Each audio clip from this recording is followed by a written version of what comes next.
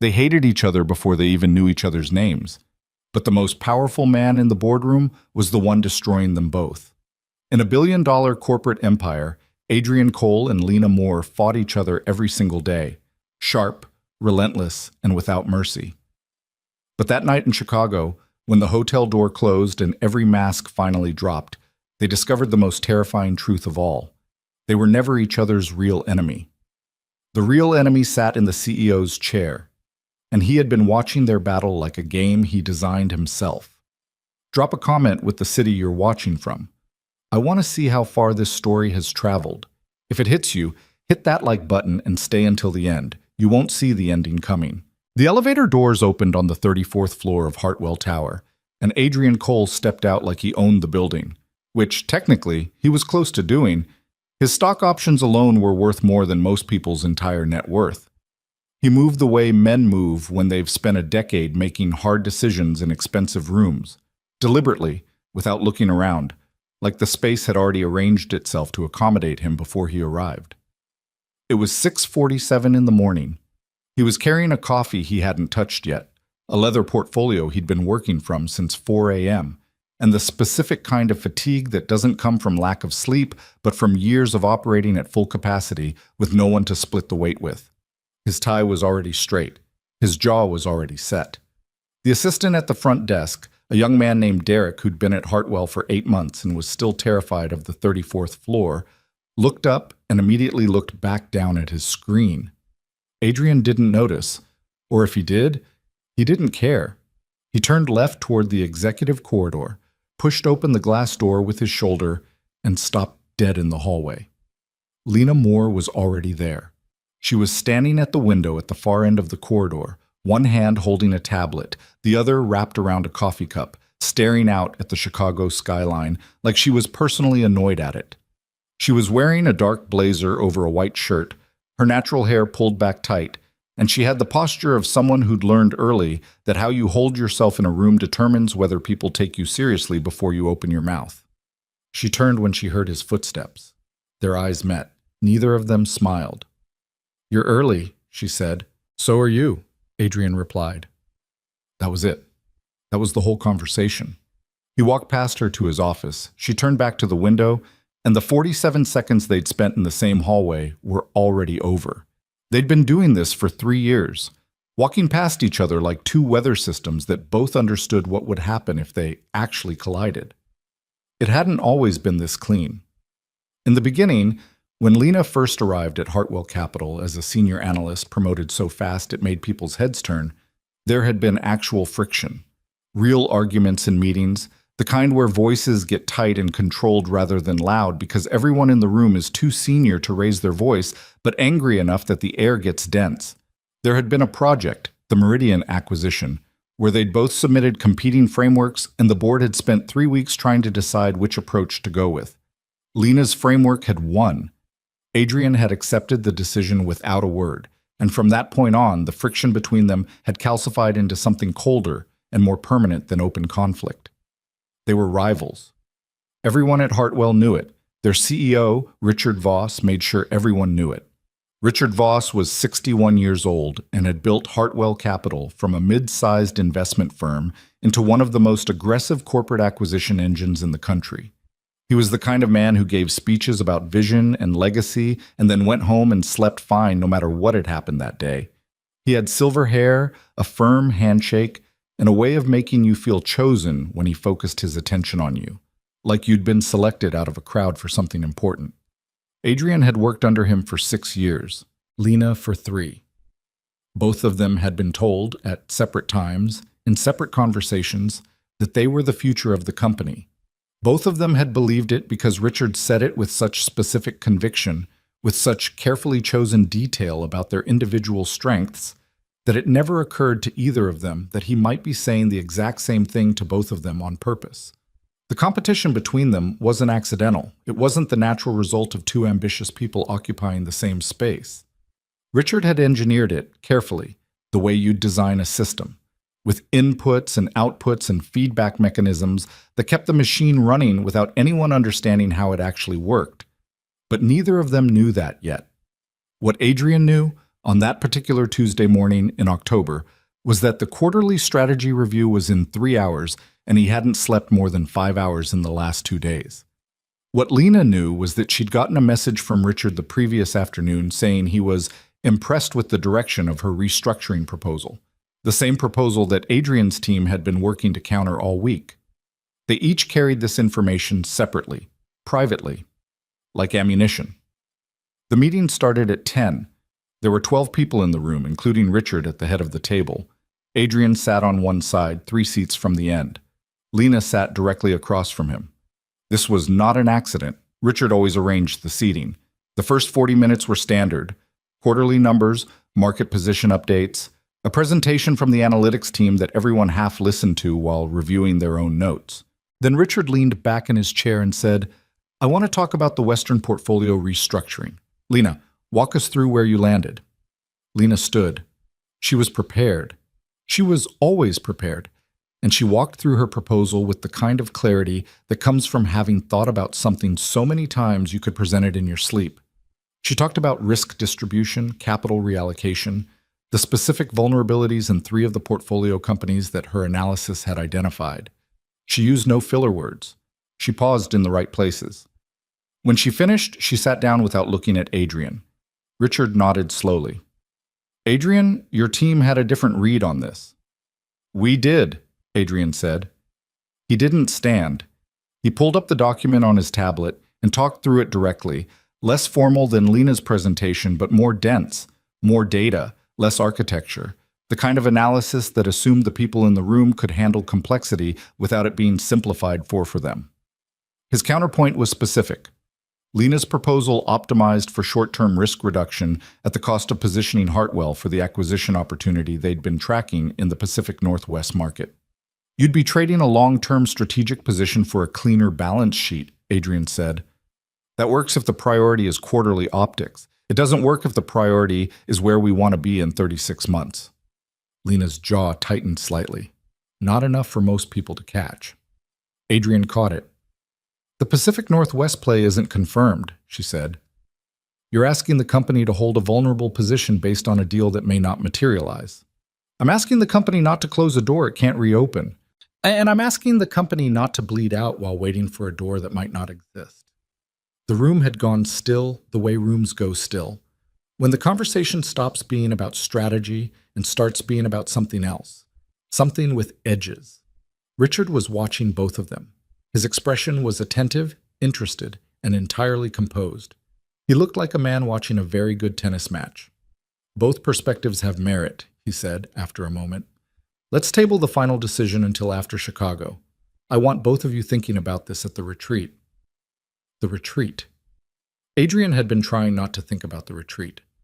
3 days in Chicago, a luxury conference property on the lakefront, 30 senior leaders from across Hartwell's divisions in the same building for 72 hours of strategy sessions, team dinners, and the kind of forced proximity that always produced either unexpected alliances or irreparable damage.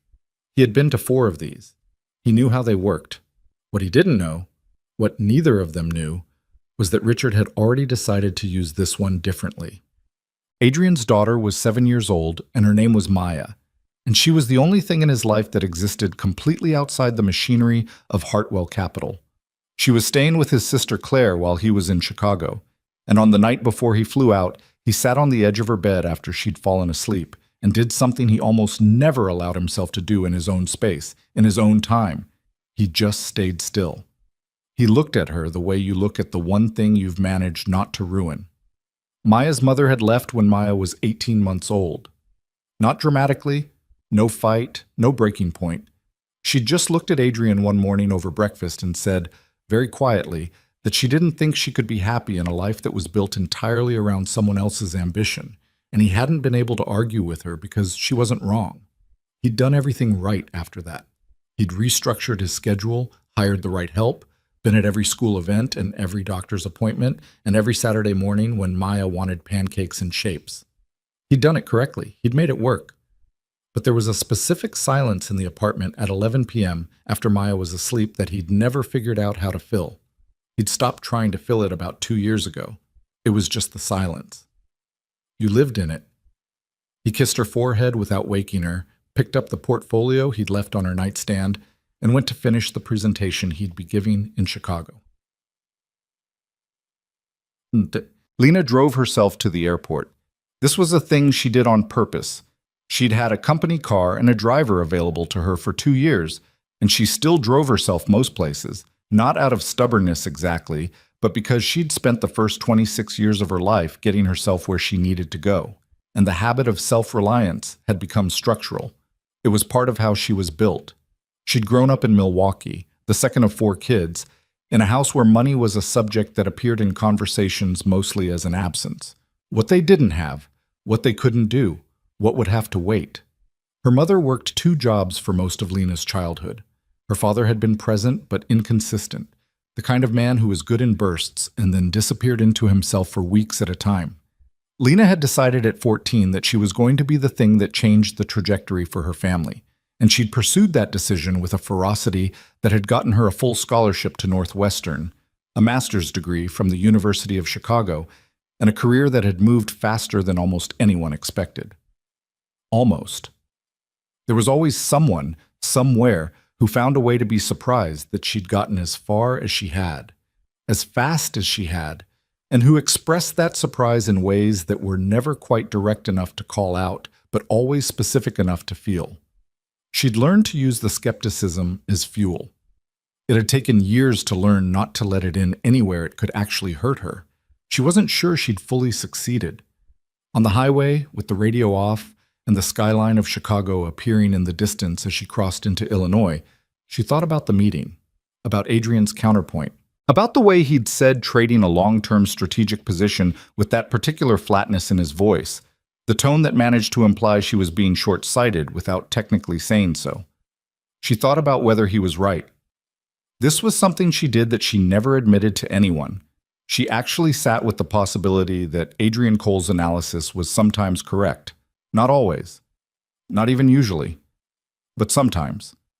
He was good at what he did, and she'd been at Hartwell long enough to know the difference between someone who was good and someone who just occupied a position that made them look good.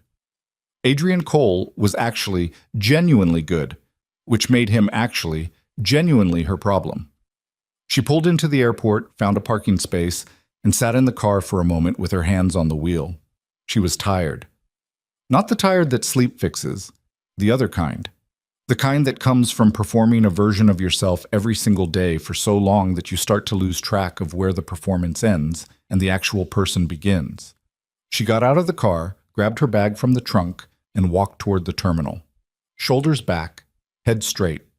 She had a retreat to get through. The Lakeview Grand was the kind of hotel that had been designed specifically to make you feel like the city had been arranged as a backdrop for your importance. 62 stories of glass and steel on the edge of Lake Michigan, a lobby with ceilings that made you look up even if you were trying not to, and the specific quality of silence that only comes from extremely good soundproofing and people who have learned to speak quietly because they don't need to perform volume. Hartwell had booked out an entire floor, 32 executives, support staff, and Richard's personal team. The schedule for the 3 days was packed. Sessions starting at 8 in the morning, dinners that ran until 10, the kind of structured togetherness that never felt quite natural but always produced something. Adrian arrived first, checked in, went to his room, unpacked with the systematic efficiency of someone who traveled enough to have a system, and was in the first session 7 minutes before it started. Lena arrived 40 minutes later, having gotten stuck in traffic on the way from O'Hare. She walked into the opening session 5 minutes after it had begun and took the only available seat, which was next to Marcus Webb, Hartwell's head of operations, and directly across the long conference table from Adrian Cole. He looked up when she sat down. She looked back. Then they both looked at Richard, who was standing at the front of the room explaining the structure of the retreat, and neither of them looked at the other again for the next 2 hours. That first day was manageable. The sessions were substantive: market analysis, leadership frameworks, a workshop on strategic communication that was better than Adrian expected. He participated cleanly, said what he had to say, and kept his contributions specific enough to be useful without being performative. He noticed Lena doing exactly the same thing. They were both playing the same game, and they both knew it, and the knowing made the room feel like something with a low electrical current running through it. The evening dinner was harder. Richard had arranged small tables of 6 rather than one long executive table, and by some combination of planning and apparent coincidence, Adrian and Lena ended up at the same table. Along with 4 other people, Marcus Webb, the head of Hartwell's international division, and 2 senior directors whose names Adrian always had to think about for a second before they surfaced. The conversation was the conversation. Markets, trends, the quarterly picture, a brief detour into the Pacific Northwest situation that Adrian navigated carefully because he could feel Lena across the table registering every word he said. The wine was excellent. The food was excellent. Everything was excellent in the way that things are excellent when someone has spent significant money ensuring that no element of the experience would require complaint. Around 9:30, when the table had emptied down to just Adrian and Lena, everyone else having drifted to the bar or back to their rooms, one of those silences happened. The kind that isn't filled by either person because neither of them knows quite how to fill it without crossing into territory they've been carefully avoiding for 3 years. Lena spoke first. "Your point about the 36-month position," she said. "Walk me through the Pacific Northwest numbers again." Adrian looked at her. "Now?" "I want to understand the actual math, not the presentation version." He studied her for a moment. There was something different in her tone, not hostile, not angled, just direct in a way that was somehow more unsettling than the usual sharpness. "The acquisition target is a mid-sized infrastructure company, Cascadia Group," he said. "They've been undervalued for about 18 months because of a management transition that looked messy from the outside. The new leadership team is solid. Their fundamentals are better than their stock price suggests. If we restructure the Western portfolio the way you're proposing, we're pulling capital from exactly the positions that give us flexibility to move quickly when Cascadia comes to market. And you're confident Cascadia comes to market. I'm confident they're within 12 months of a decision." "Based on what?" "Conversations." Lena was quiet for a moment.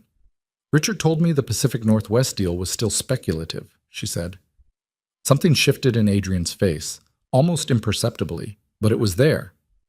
"When did he tell you that?" "Last week, after I submitted the restructuring proposal. He said you'd flagged the acquisition opportunity, but that the intelligence was thin. He told me the board was leaning toward your proposal because the risk profile was more conservative," Adrian said. His voice was even, but careful now. He framed it as the board's preference, not his. They were both quiet. This was not the first time something like this had happened, where they'd each received information from Richard that painted a slightly different picture of where things stood. Both of them had filed it away separately, attributed it to the normal distortions of information in a large organization, the fact that different people got different views of the same elephant. But sitting across from each other at 9:30 at night with the dining room mostly empty and the lake dark through the windows, the separate puzzle pieces were for the first time sitting in the same space.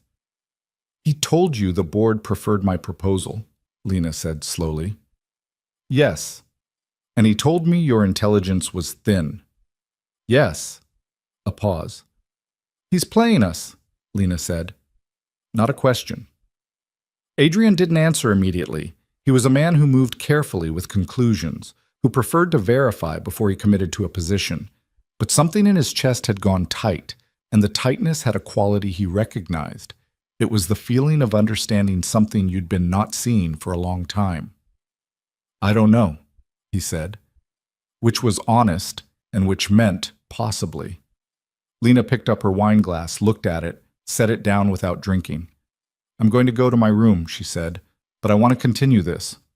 "Tonight?" "Tomorrow. Or whenever." She stood, straightened her jacket. "I need to think." She walked out of the dining room without looking back. Adrian sat with his untouched wine and the specific discomfort of a man who has just seen the edge of something large and isn't sure yet whether he wants to know how large it is. He didn't sleep well. His room was on the 41st floor with a view of the lake, and he lay in the dark and looked at the ceiling and thought about all of it.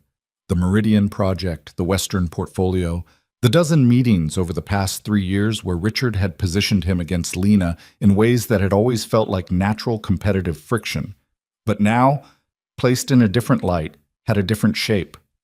He thought about the times Richard had called him into his office after a conflict with Lena and said things like, "This is exactly the dynamic that keeps Hartwell sharp, and the tension between you two produces better outcomes than either of you would reach independently."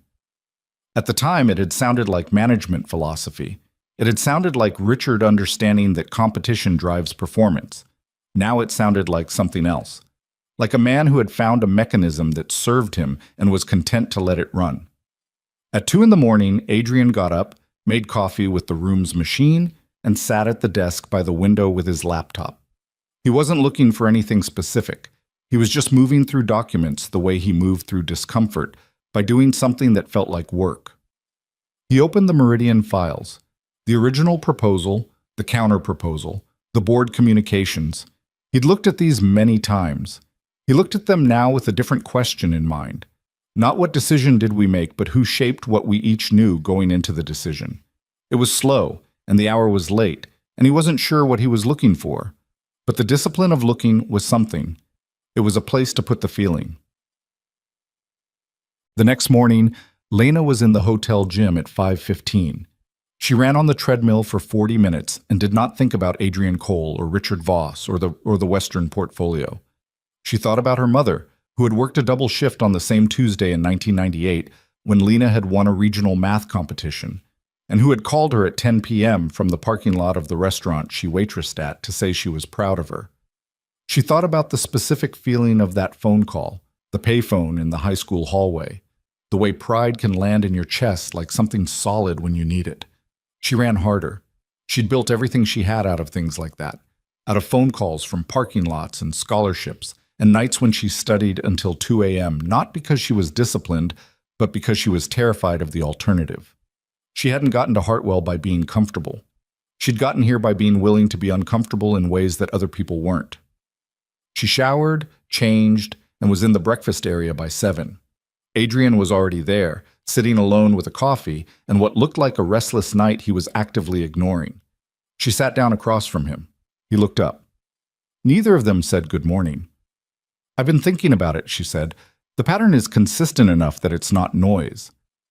"I looked at the Meridian files last night," he said. Her eyes sharpened. "And?" "Richard sent both of us different versions of the board's feedback on the initial proposals, not different interpretations. Different documents, different information." Lena was still for a moment. Then, "He manufactured the conflict." "He managed it," Adrian said. "There's a distinction. The conflict between us might have existed anyway, but he didn't just allow it, he maintained it, by making sure we each had a reason to see the other as a threat." Yes, the breakfast area was starting to fill up with other Hartwell executives. The early risers who appeared in hotels like this with the slightly aggressive energy of people who are going to be productive before they've had to talk to anyone. Adrian and Lena lowered their voices without discussing doing so. "If we're right," Lena said, "then we've both been making decisions for 3 years based on information that was filtered through him." "Yes. Which means neither of us actually knows what the other one has been trying to do." "Correct." She leaned back slightly, looked at him, not the way she usually looked at him in meetings, where there was always a frame around the looking, a professional distance that kept the assessment clean. She looked at him like she was seeing him for the first time without the frame. He didn't look the way she'd thought of him. Or rather, he looked the way she'd known he looked, but the meaning of it was different now. The controlled exhaustion in his face, the discipline in how he held himself, all of it that she'd read as arrogance or indifference. She could see now that it was the posture of someone managing an enormous amount with no one to hand any of it to.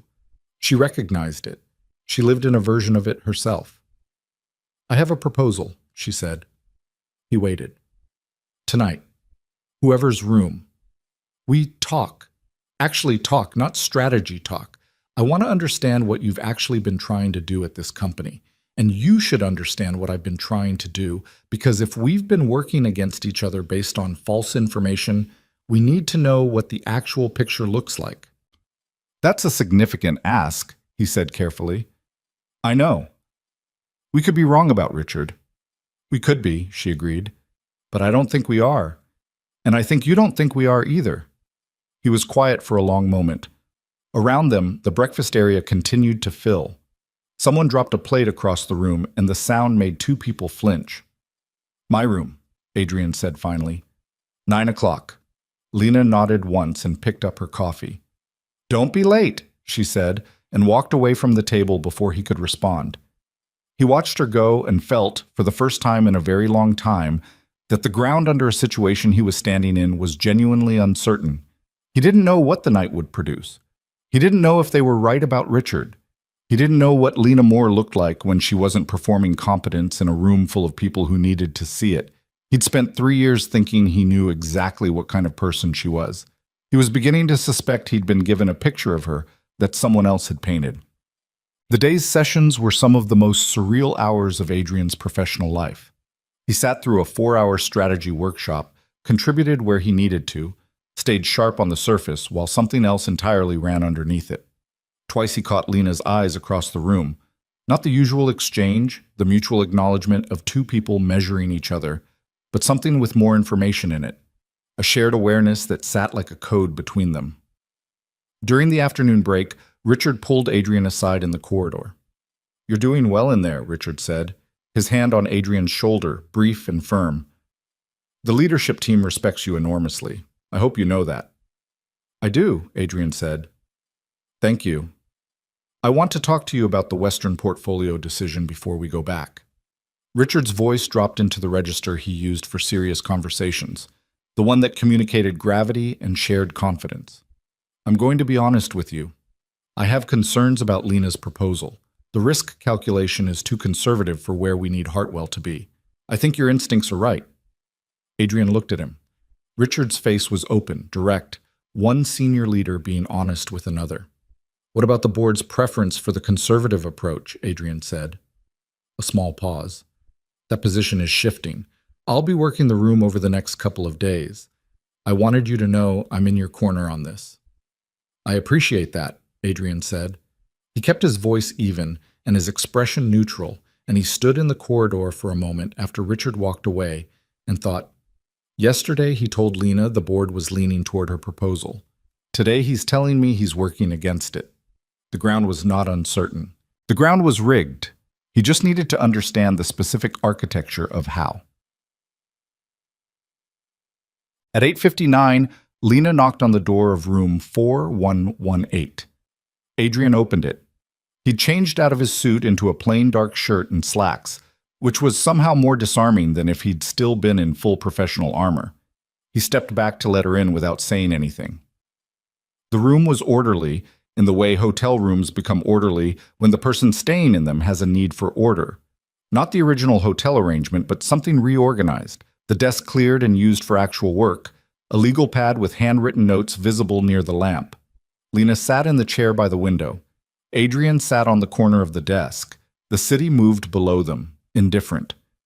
Richard pulled me aside this afternoon, Adrian said without preamble.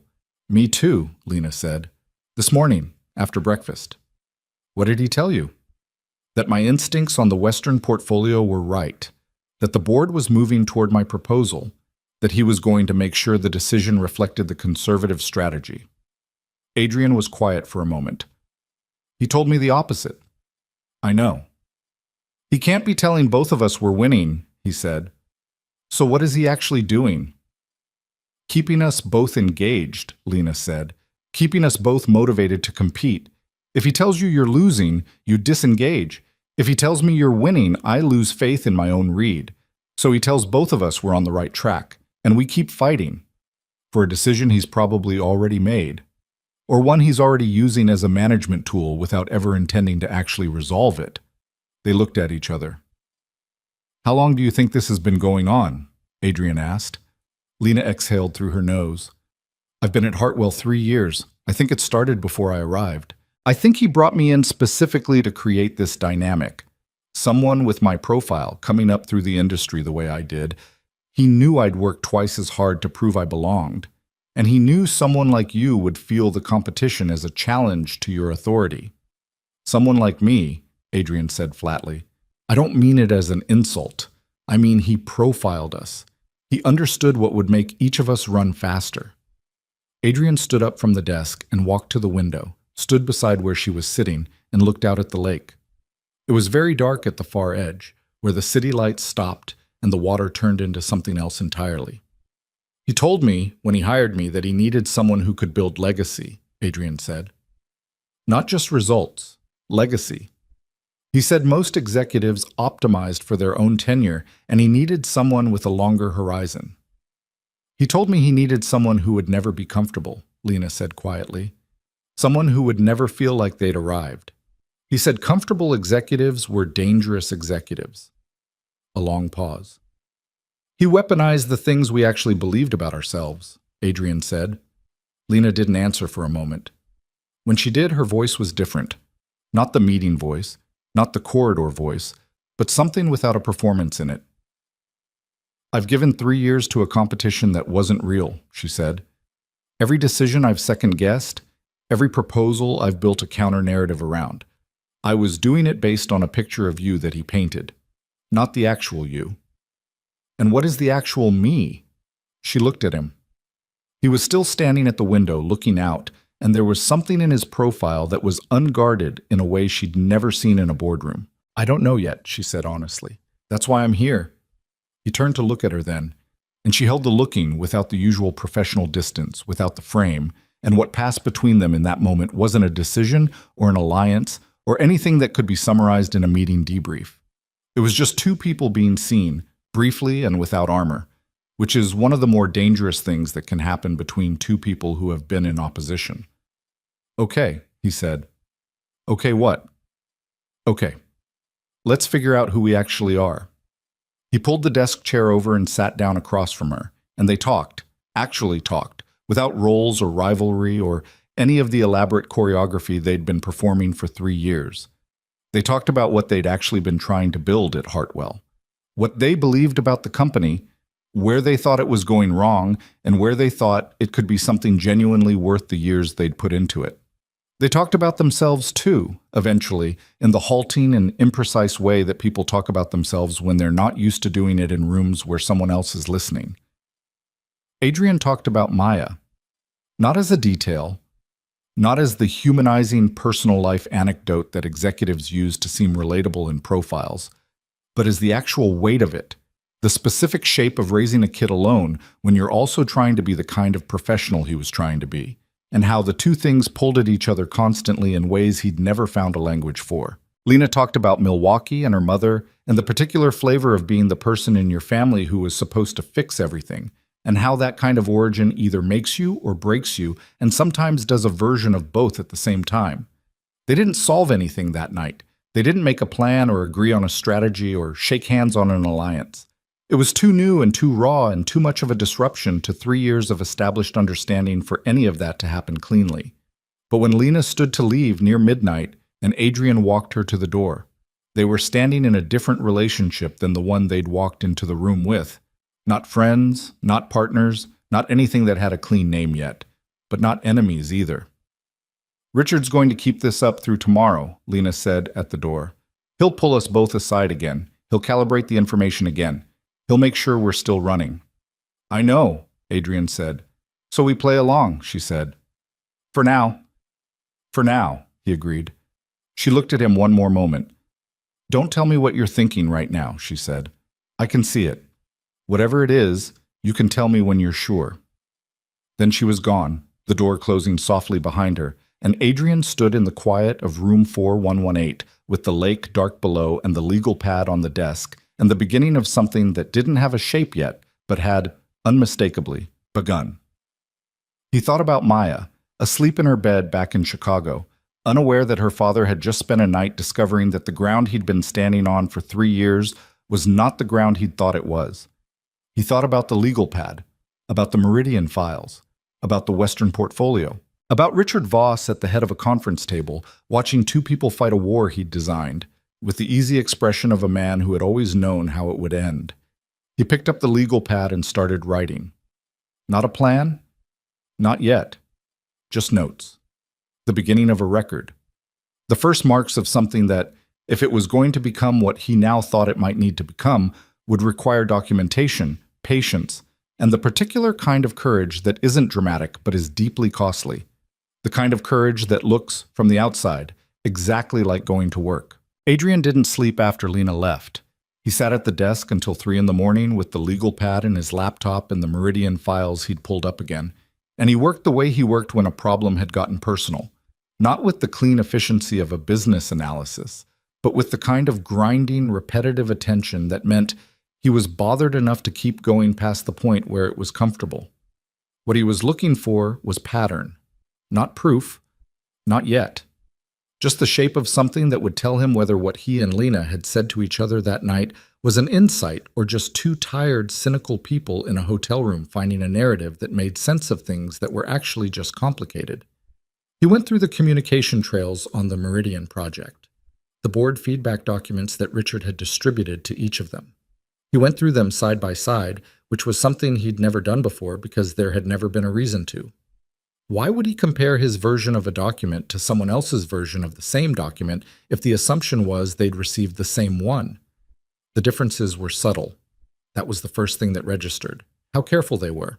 Not obvious deletions or insertions, not the kind of editing that screamed tampering.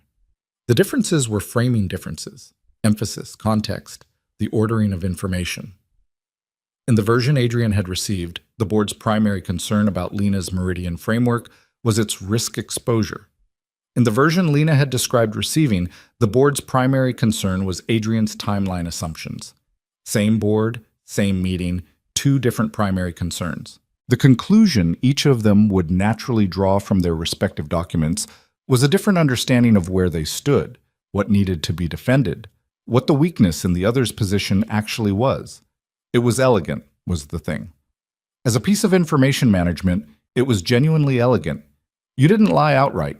You just made sure that what each person knew was enough to keep them sharp and not quite enough to see the full picture. Adrian sat back in his chair and looked at the ceiling and felt something that wasn't quite anger yet. It was more like the specific sensation of recognizing a mechanism that had been operating on you quietly for years. The feeling of having been a component in something without knowing you were a component. He thought about Richard, about all the one-on-one conversations, all the moments of what felt like genuine candor and shared confidence. Richard had a talent for making you feel like you were the real version of the conversation, like everyone else got the edited version and you got the honest one. Adrian had valued that. He'd taken those conversations as evidence of a particular kind of trust. The talent, it turned out, was the instrument of the thing. He closed the laptop at 3:15 and lay on top of the bed without changing, staring at the ceiling, and did the accounting that no one likes to do.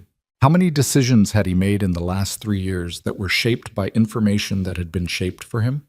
How many positions had he taken in rooms full of people because he understood Lena's proposal to be something slightly different from what it actually was? How many times had he walked into a conflict that felt organic, felt like the natural friction of two competing strong-willed people, when it had been, at some level, set up? He didn't get an answer. You don't get a clean answer to that kind of question. You get the discomfort, and then you either sit with it or you don't. He sat with it until he fell asleep, sometime after 4. The alarm went off at 6:30. He silenced it, stood up, looked at himself in the bathroom mirror for a moment without expression, and went to make coffee. He had 2 more days in Chicago. He had a role to play, a performance of rivalry that needed to be convincing enough to hold for 48 more hours, while he and Lena figured out what came next. He was good at controlled performance. He'd been doing it for years, just without knowing that's what it was. He straightened his tie and went to breakfast. Lena was already there, sitting with Marcus Webb and 2 other executives, laughing at something Marcus had said. Not performing the laugh, actually laughing, the real version of it that reached her eyes. Adrian registered this as new information. He'd never seen her laugh like that in a work context. He'd seen the polished social version, the one that functions as punctuation in professional settings. This was something else. He got his coffee, found a seat at the adjacent table, and opened his phone like he was reading something. Across the room, Richard Voss came in, surveyed the breakfast area with the easy authority of a man in his element, and headed directly toward Lena's table. Adrian watched from his periphery as Richard bent slightly to say something to her, hand briefly on her shoulder, and saw Lena's posture adjust almost imperceptibly. The kind of micro-correction that happens when you're suddenly aware of being observed by someone who matters. She laughed at whatever Richard said. Adrian watched her do it and thought, she knows now. She's doing the same thing I'm doing. She's performing normalcy. They were already aligned without having coordinated it. It shouldn't have produced the feeling it produced, but there was something about the recognition, about seeing someone else navigate the same difficulty with the same quiet competence, that felt, unexpectedly, like not being alone in a room you'd thought you were in by yourself. He looked back at his phone. The second day of the retreat was structured around something Hartwell called leadership dyads, pairs of executives facilitating small group discussions on strategic challenges. The pairings were announced at the morning session, distributed on printed cards. Adrian got his card, flipped it over, and looked at the name of his dyad partner, Lena Moore. He didn't react. He folded the card, put it in his jacket pocket, and listened to Richard explain the structure of the exercise. Across the room, he could feel Lena looking at him. He didn't look back.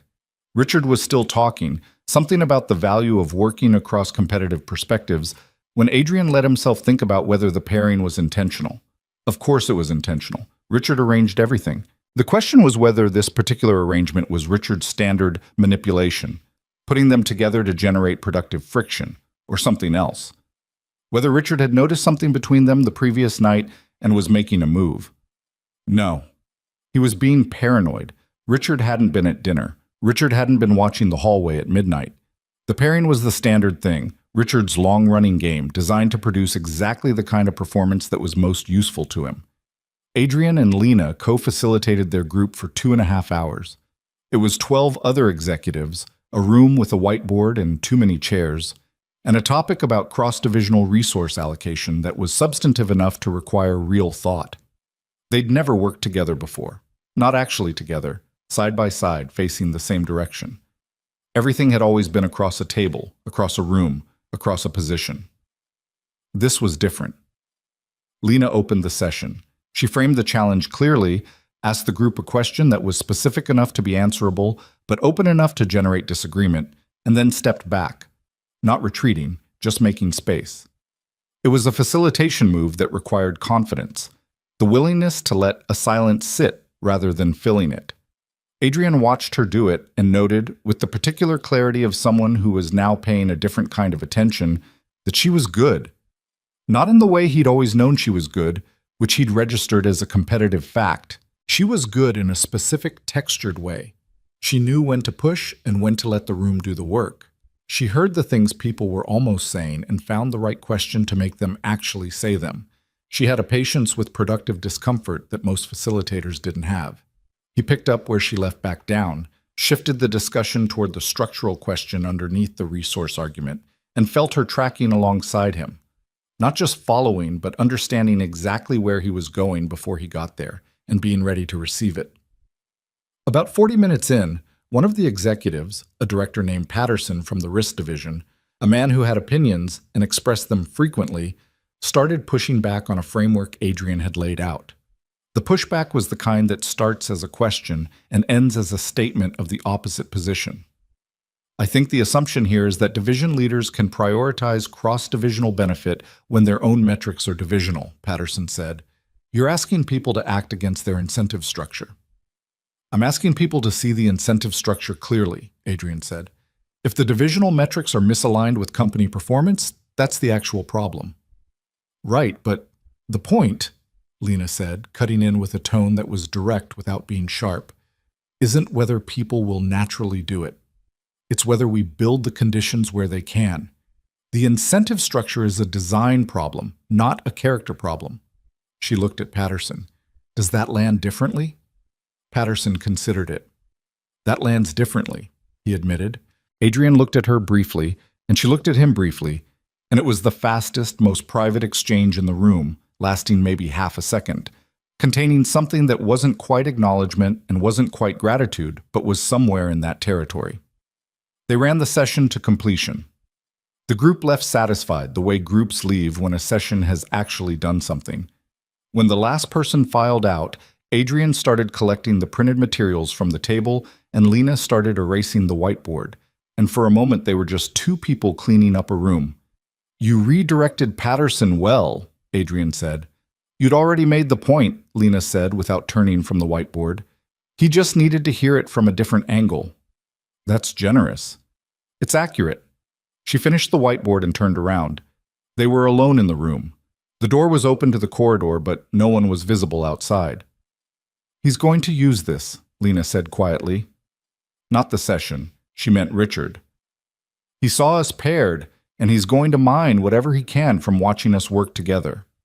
He'll see what he expects to see, Adrian said. Two people competing even in collaboration. Are we? He looked at her. No.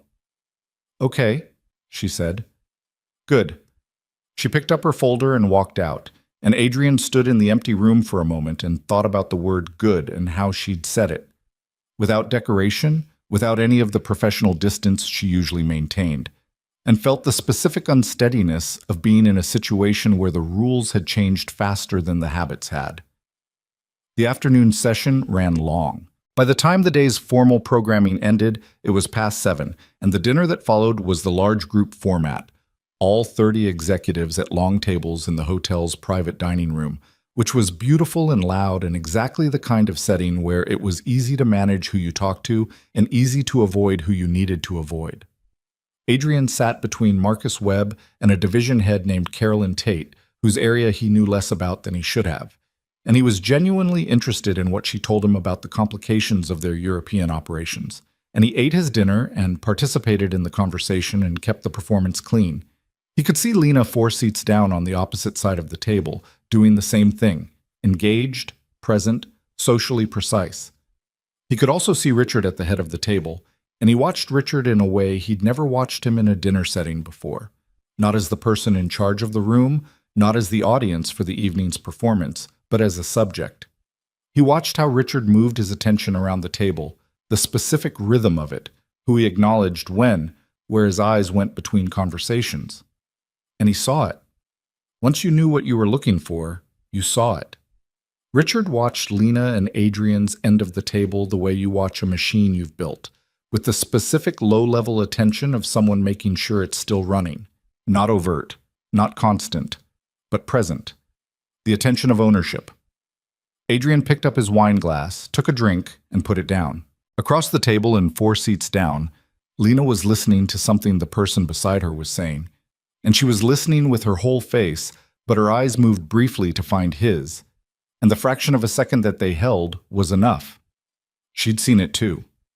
After dinner, the executives dispersed to the hotel bar and the lounge and their rooms. Adrian excused himself from a conversation with Marcus at the bar, said something about an early call, and took the elevator to the 41st floor. He was in his room 11 minutes before Lena knocked. He opened the door. She looked tired in a way she hadn't let show during the day. The kind of tired that accumulates behind a sustained performance and surfaces only when the performance is no longer necessary.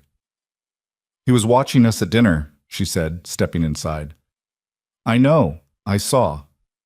He looked satisfied. She sat in the window chair again, same position as the night before, like she was claiming it. Whatever he's built, it's running the way he wants it to run. He's not worried. He doesn't know what we know, Adrian said, which means we have time. She looked at him. But not much. If he thinks we're still competing, he won't touch the dynamic. If he ever gets a sense that something has changed between us, he'll move to disrupt it before it develops. How would he disrupt it? I don't know exactly, but he has options. He could reassign one of us. He could manufacture a conflict serious enough to fracture whatever we're building. He's done it before. I just didn't recognize it as that when it happened. Adrian moved to the desk, sat on its edge, crossed his arms. Tell me about that. Lena looked at her hands for a moment. About 8 months in, she said, there was a situation with the Belcourt account. Do you remember it? Belcourt was your project. It was my project, and it was going well. Better than the original projections. I had the client relationship in a good place, the numbers were strong, and I was starting to get visibility with the board. She paused. And then there was a miscommunication about the fee structure. The client received a document with incorrect numbers that made it look like we'd changed the terms without telling them. The client was furious. I spent 3 weeks managing the fallout, and by the time it was resolved, the momentum was gone. What happened to the document? That's the thing. I never found out. The official explanation was an administrative error. Someone in communications sent an outdated version, but the document that was sent had a version number that was newer than the correct document. Someone had created it after the fact. Adrian was quiet. I filed it away, Lena said. I didn't have proof of anything, and I needed the political capital to manage the fallout more than I needed to make accusations I couldn't back up. But I've thought about it since. Who benefits from the Belcourt account slowing down? Who had the access and the motivation? Richard, Adrian said. Or someone working for Richard? Yes. He didn't want you moving too fast, Adrian said slowly. He needed you in competition with me, not in a position where you were outpacing me. If you got too far ahead, the dynamic he'd built between us would collapse. That's what I think. The window was dark, the lake invisible at this hour, just the suggestion of open space beyond the glass. Adrian uncrossed his arms, leaned forward slightly. I need to know something, he said. She waited. The Pacific Northwest deal, the Cascadia acquisition. Do you actually think the intelligence is thin, or was that Richard's characterization? She was quiet for a moment, thinking honestly rather than quickly. He respected that. She didn't answer before she had the real answer. I've never looked at the Cascadia intelligence directly, she said. Everything I know about it came through Richard. He framed it as your initiative, speculative, not board-ready. I accepted that framing because I had no reason not to. The Cascadia intelligence is not thin, Adrian said. I've had conversations with people inside the company, directly, not through intermediaries. They're 12 to 18 months from a transition. The new leadership team wants a strategic partner, not just a buyer. Hartwell is positioned perfectly for it. It's one of the better acquisition opportunities I've seen in 6 years here. And Richard told me it wasn't. Because a successful Cascadia acquisition driven by my intelligence would have put me in a stronger position than he wanted me in, Adrian said. So he managed the information to make sure my proposal appeared weaker than it was. Lena rubbed the side of her face with her hand, a gesture he'd never seen her make in any professional setting, purely private, the gesture of someone who is genuinely tired and genuinely frustrated. We've both been working at 60% of what we could have done, she said, because he's been bleeding off the other 40 to maintain the competition. And the company has benefited from it, Adrian said. That's the honest part. The competition does produce results. It's not entirely cynical. There's performance value in what he's built. We've both done good work. But we'd have done better work if we'd known what the other one was actually doing. Yes. And he knew that, Lena said. Which means he chose the performance value of our competition over the actual strategic value of our collaboration. Which means, she stopped. It means his priority isn't the company's performance, Adrian finished. It's his control of the company's performance. Those are different things. The room was quiet for a moment. Okay, Lena said. She sat forward, put her elbows on her knees. So here's where I am. I think we need to build a record. Not just impressions, actual documentation. Internal communications, the document trails, anything that shows the pattern of information management. Because what we have right now is a theory and a set of experiences that individually could be explained other ways. I started last night, Adrian said. He picked up the legal pad and handed it to her. She took it, read through the notes. Her expression shifted as she read. Not dramatically, but in the way that expressions shift when the thing on the page confirms what you already suspected, but hoped was wrong. The Meridian document comparison, she said. If you still have the version you received, we can put them side by side. I have everything, she said. I keep everything. It's a habit from earlier in my career, Day. You learn early that in corporate environments, documents have a way of disappearing when they become inconvenient. Where do you keep it? Cloud storage, separate from Hartwell's systems.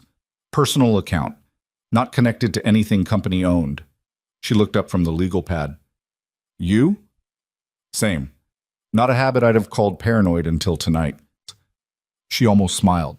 Not quite, but the near version of it. Not paranoid, experienced. She handed the legal pad back to him. We can't do this fast, she said. If we move too quickly or ask for documents that are outside our normal access patterns, it flags. We need to build this the same way we build everything else, methodically, quietly. And in the meantime, we keep performing. We keep performing, she agreed. Richard needs to believe that Chicago produced the same thing every previous retreat produced. Two people who are sharper rivals coming out than going in. Can you do that? Adrian asked. The question sat between them for a second. It was a real question. Not a professional question about capability, but something more personal. Could she walk back into the dynamic she now understood as manufactured and perform it convincingly enough to fool the man who'd built it? I've been performing one version or another of something my whole life, Lena said. Her voice was even, but the words had weight behind them. This is just a different character. He nodded slowly. He understood exactly what she meant, and the understanding was not comfortable, and neither of them pretended it was. I'm going to need to push back against your proposal publicly tomorrow, he said. Richard will expect it after today.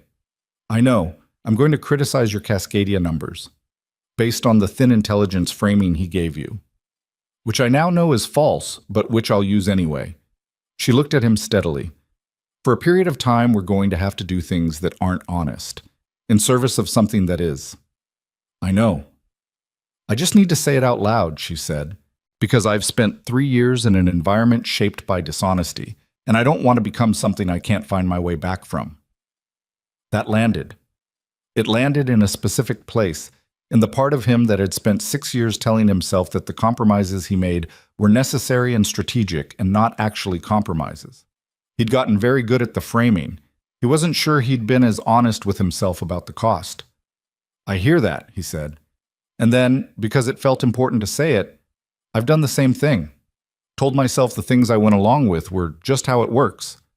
They weren't always.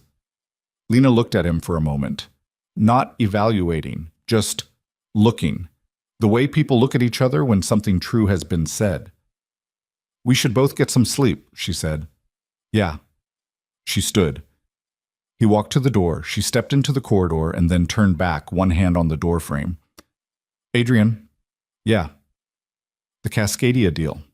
When this is over, when we're not performing anymore, I want to actually read the intelligence file. He looked at her. Why? Because I think it might be the best acquisition opportunity I've seen in 3 years, she said. And I'd like to work on it with someone who isn't trying to make me fail. He held the door, didn't say anything for a moment, and then said, I'll send you the files. She nodded and left, and he stood in the doorway watching the empty corridor for a moment before closing the door. He sat back down at the desk. The legal pad was in front of him, Lena's handwriting visible in the margin where she'd added a note while reading. A date, a reference number, her brain already cross-indexing with something she remembered. Her handwriting was fast and angular, and nothing like the composed professional presence she put into rooms. He looked at it for a long time.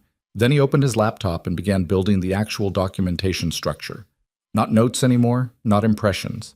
A real record, the kind you build when you're preparing to go somewhere with it. The process was slow and the hour was late, and his eyes were tired. He worked anyway. There was a particular clarity that came from having a real purpose behind the work, from knowing that what you were building wasn't just useful, but necessary. He hadn't felt that about this job in a while. He'd been going through the motions of ambition for long enough that the motions and the feeling had started to separate. They weren't separate right now. Around 2 a.m, he sent an email, short, professional, from his personal account to Lena's personal account, not Hartwell Systems.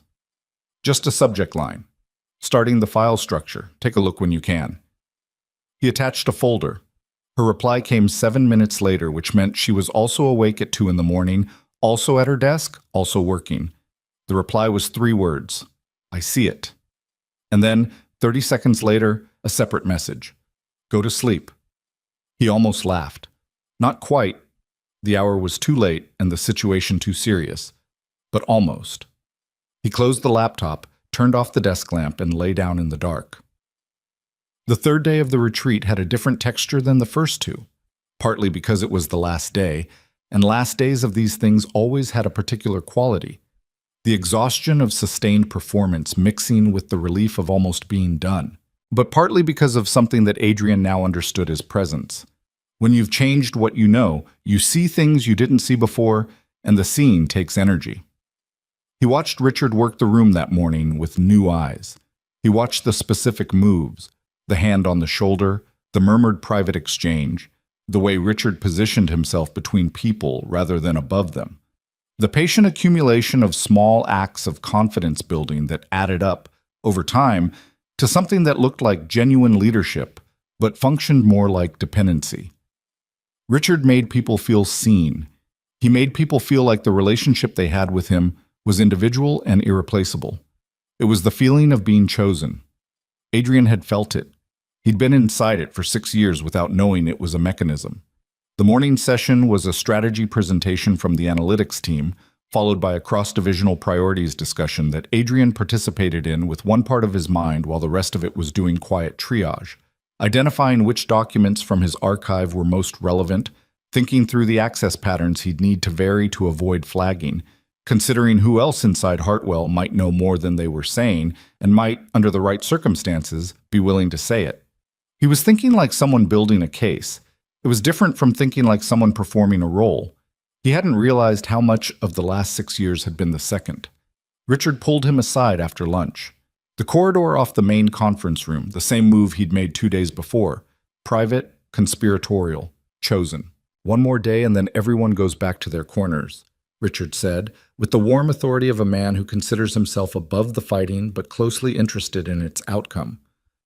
I want to say, I've been impressed this week. You brought your best. Thank you, Richard. The Cascadia situation. Richard's voice dropped a register. I want you to know I'm looking at the numbers myself. I haven't made any commitments to Lena's position on this. I appreciate that. You've always had good instincts on acquisition targets, Richard said. The board knows that. I know that. Adrian looked at him. 6 years of learned response said, feel grateful, feel seen, carry the warmth of this conversation into the room and let it shape how you work.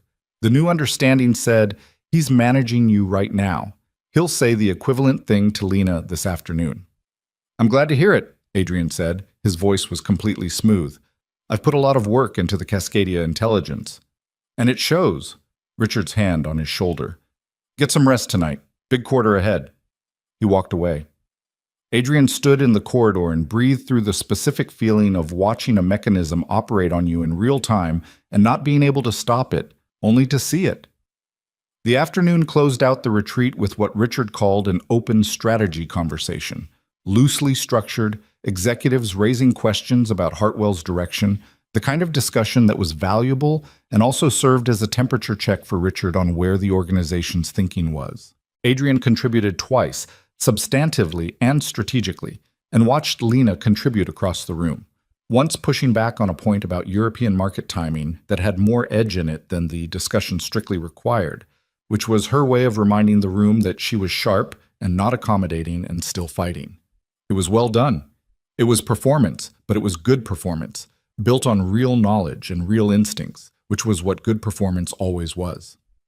On the last evening, the retreat ended with cocktails in the hotel's rooftop space. The whole group, no agenda, the easy disintegration of a structured event back into ordinary social mechanics. People clustered into the groupings they'd naturally form.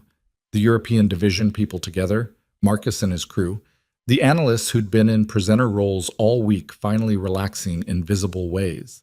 Adrian was standing near the railing with a drink, looking at the lake, the real lake this time, visible in the early evening light, big and gray-green and reminding him in a specific way that the world was larger than the room he'd been sitting in for 3 days. Lena appeared beside him, not dramatically. She just moved through the crowd and ended up there, natural as gravity. Last night in Chicago, she said. Yeah. You got what you needed? Enough to start, he said. You? More than I expected. They stood looking at the lake. Around them, conversations continued, glasses clinked. Richard held court near the door with 3 board members who'd flown in for the last evening. When we're back, Lena said quietly. Same building, same floor, same hallway at 6:47 in the morning. Same everything. Except not. Except not, he agreed. She turned to look at him, and he turned to look at her, and they were standing in a crowd of people who thought they knew exactly what was between them, who had 3 years of evidence for a clean, readable dynamic that explained everything. And those people were wrong, and Adrian and Lena both knew they were wrong, and neither of them said anything more because there wasn't anything more to say out there. "Don't be obvious," she said. "Have I ever been obvious?"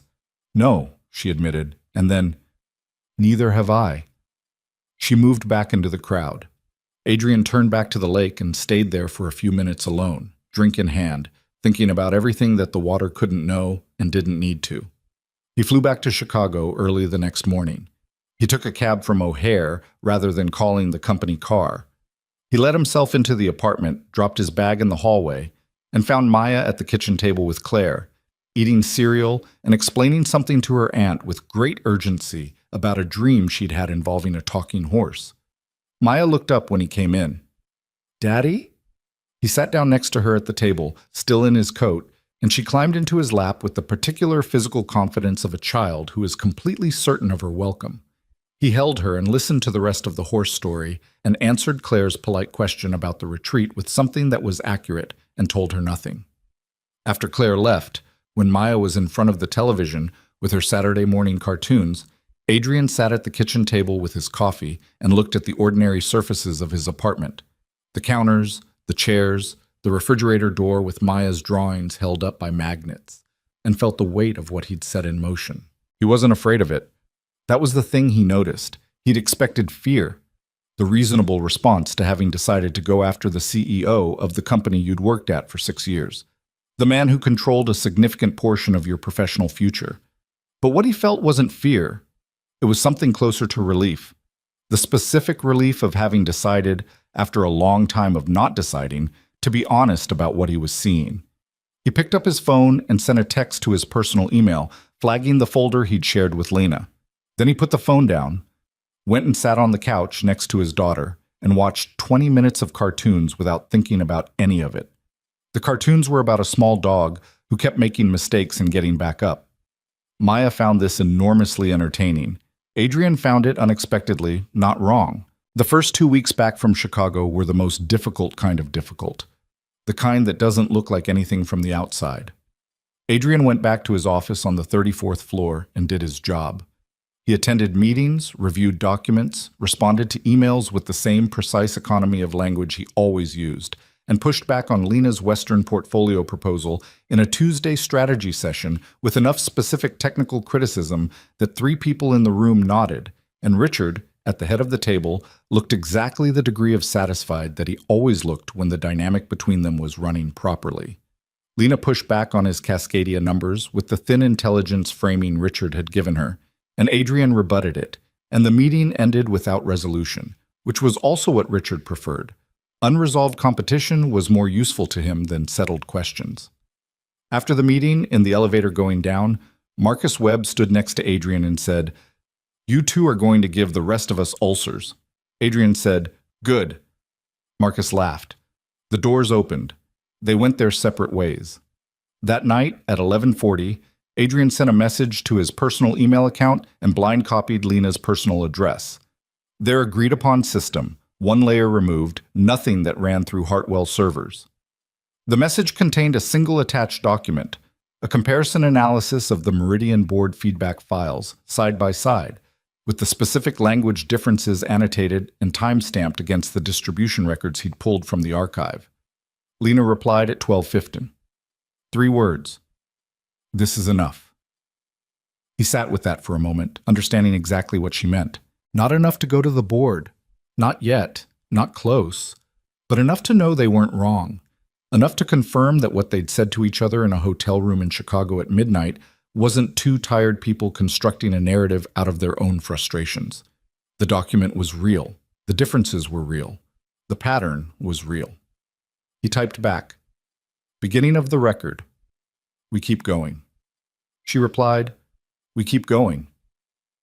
He closed the laptop and went to bed and slept better than he had in weeks.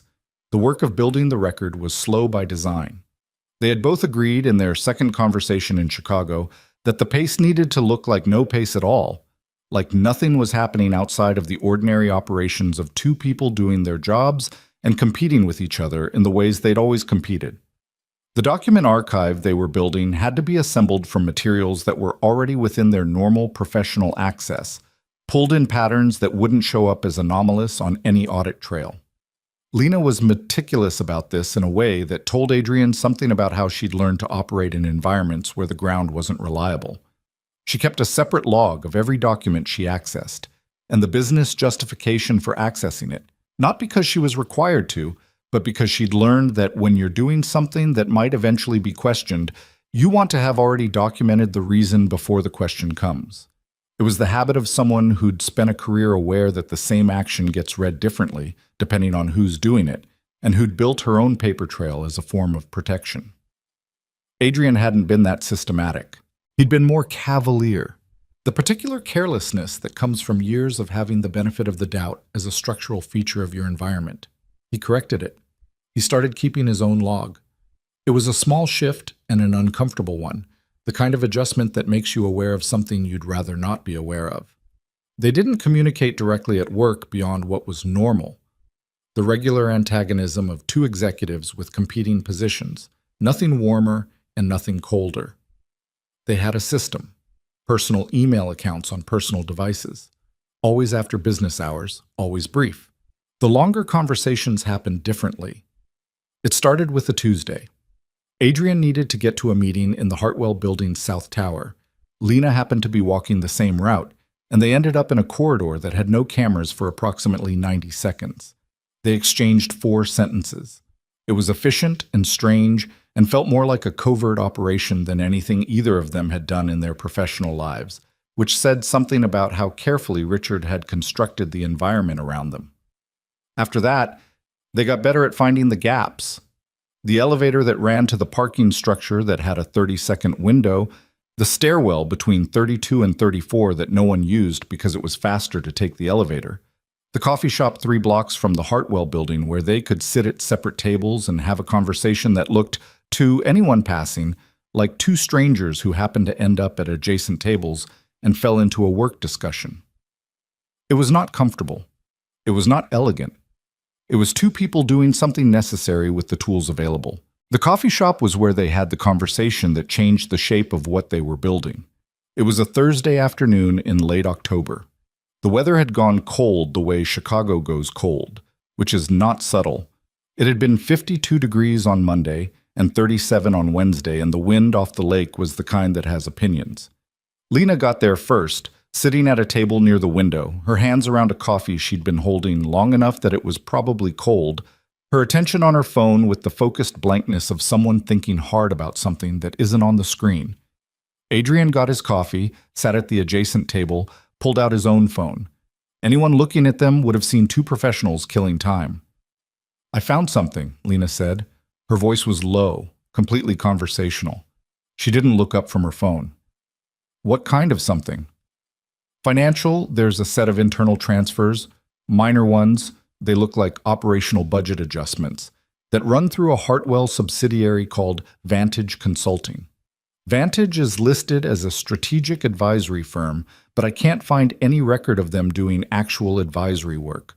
No deliverables, no meeting minutes, no engagement documentation." Adrian was still. "How much?"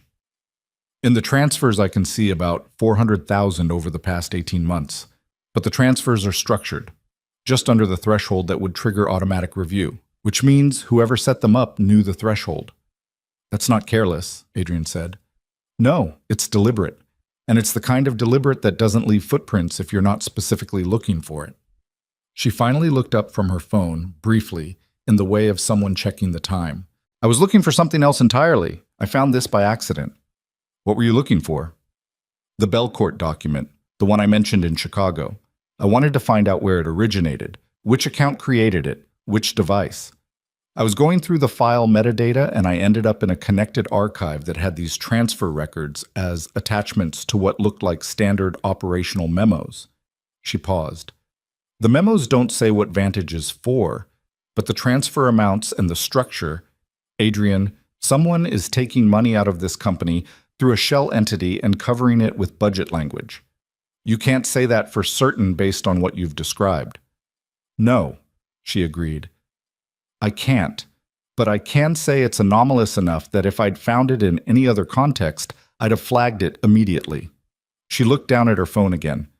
The reason I didn't flag it immediately is that Richard's name is on two of the authorization signatures. The coffee shop was warm and loud with the particular afternoon crowd of remote workers and students, and someone at the counter was ordering a very complicated drink with great patience. And outside the window, a woman was pushing a stroller against the wind with her whole body. All of it continued entirely normally while Adrian sat with what Lena had just said. "You're sure it's his signature?" "I'm sure it matches the authorization format he uses. I'm not a forensic accountant," which is exactly the problem. We need someone who is. We need someone who is, who we can trust, who won't run to Richard or the board before we have the full picture. She picked up her coffee, realized it was cold, set it back down. "Do you have anyone like that?" Adrian thought about it.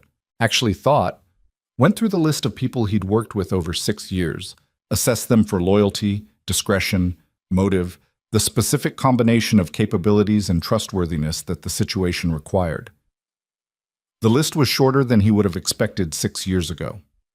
It had been whittled down, over time, by the particular social architecture of Hartwell, by the way the company's internal culture made loyalty to Richard feel like loyalty to the institution, so that most people would have considered going to Richard with information like this to be exactly the right thing to do.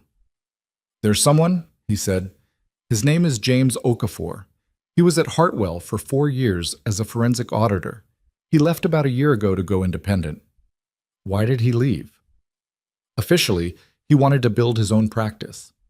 Unofficially, he was doing an audit on the North American operations, and it got shut down before he finished. He was never told why." Adrian paused. "He and I had a conversation about it, about a week before he left. He was careful in what he said, but he was also clearly bothered." Lena was quiet for a moment. "Is he the kind of person who would have held on to the unfinished audit work?" "Yes," Adrian said without hesitation. "He absolutely is." "Can you reach him?" "I have his number. I haven't called him in 8 months." "That's fine. Call him." She stood, picked up her coat. "But Adrian, if he's held on to that work, if it connects to what I found, then what we have isn't just a record of information management. We have evidence of something the board will not be able to overlook." "I know." "Which means the stakes just changed." "They changed in Chicago," he said. "We just didn't know how far." She left. He sat at the table for a few more minutes with his coffee and the weight of James Okafor's name sitting in the space she'd left. He called James that evening from his personal phone, sitting in his car in the parking structure beneath his apartment building, because it was one of the few places he was completely confident no one from Hartwell ever was. James picked up on the third ring. "Adrian Cole." "Hey, James." "It's been a while." James's voice was careful. Not unfriendly. The warmth was real, but there was a quality of assessment behind it, the voice of someone who'd learned to be careful about unexpected calls from people connected to a place he'd left under complicated circumstances. "It has," Adrian said. "I have something I need to talk to you about, not on the phone." A pause. "Related to Hartwell?" "Yes." Another pause. "Is this the thing I think it might be?" Adrian thought about how to answer that. "I don't know what you think it might be," he said honestly. "But if you think it might be the thing that ended your North American audit early, then possibly yes." The pause this time was longer. "Coffee," James said finally. "Not anywhere near the Hartwell building." "Name the place." They met 2 days later at a diner in Wicker Park, the kind of place that had been there long enough to be unremarkable. Booths with high backs, a menu laminated too many times, coffee that was not good and came with refills. James Okafor was 43, compact and precise in the way of someone who had always had to be precise, with the particular quality of attention that forensic auditors develop over time, the habit of noticing what doesn't fit. He was already in the booth when Adrian arrived with a coffee and a folder, which Adrian noticed immediately. "You brought documents," Adrian said, sliding in across from him. "You said it was related to Hartwell," James said. "I've been waiting for this conversation for about a year. I brought what I thought you might need." Adrian sat back. "Tell me about the audit." James folded his hands on the table. The North American Operations Review was commissioned by the board as a standard 5-year cycle audit. I was 12 weeks into an 18-week process. The scope included operational spending, subsidiary structures, and executive compensation benchmarking. He paused. I found anomalies in the subsidiary structures, specifically in 2 consulting entities, one called Vantage Consulting and one called Northbridge Advisory. Adrian's jaw tightened. Vantage, the same name Lena had found. What kind of anomalies? Adrian said. Transfer patterns that didn't match the stated purpose of either entity. Both were listed as strategic advisory firms. Neither had any documentation of advisory services. No SOWs, no deliverables, no engagement letters. The transfers were structured to stay below automatic review thresholds. James looked at him steadily. Someone with internal knowledge of the audit system set those structures up. You don't accidentally build a transfer pattern that consistently stays 4% below the review threshold. You know what the threshold is. And the audit was shut down.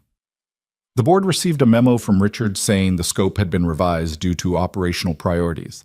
I was told to close the file and submit what I had. When I asked who made the scope decision, I got silence. When I pushed, I was told the decision had been made at the appropriate level. James's voice was flat. I knew what that meant. I took what I had, closed the engagement, and left the company. But you kept the work. James reached across the table and opened the folder. I kept copies of everything I'd documented before the shutdown. Not because I planned to use it, because I wasn't willing to let it disappear. He slid the folder toward Adrian. I've looked at it a number of times in the past year, trying to decide what to do with it. The problem was, I didn't have enough to act on. I had anomalies, not evidence, pattern, not proof. Adrian looked at the documents in the folder, at the transfer records, the subsidiary structures, the flagged anomalies annotated in James's careful hand. Then he pulled out his own phone and opened the folder he'd put together over the past 2 weeks. The Meridian document comparison, the communication trails, the beginning of the record he and Lena had been building. I may have the other pieces, Adrian said. James looked at what Adrian was showing him. He was quiet for a long time, reading. The diner continued around them. Someone laughed at a nearby table. The door opened and closed with the cold. A waitress refilled their coffees without asking. Who else knows about this? James said. One other person inside Hartwell. Someone I trust. James looked up. You trust someone inside Hartwell. I know how that sounds. It sounds like either very good judgment or very bad judgment, and I genuinely can't tell which from where I'm sitting. I understand, Adrian said, but I'd like you to meet her. The 3 of them sat in the same diner the following Monday, James and Lena on opposite sides of a forensic accounting discussion that Adrian mostly listened to because they were both significantly more technically specific than he was in that domain. Lena had brought her documentation of the Vantage transfers, the file metadata from the Belcourt situation, and 3 months of communication records she'd isolated from the Hartwell archive that showed the pattern of information management between Richard and both of their teams. James went through it methodically. He asked questions that were precise and unsentimental, the questions of someone who needs the information to be exactly what it is rather than what anyone wants it to be. Lena answered them the same way. No editorializing, no emotional framing, just the facts laid out in the sequence they'd been found. After 40 minutes, James sat back and looked at both of them. What you have, he said carefully, is enough to request a formal board investigation.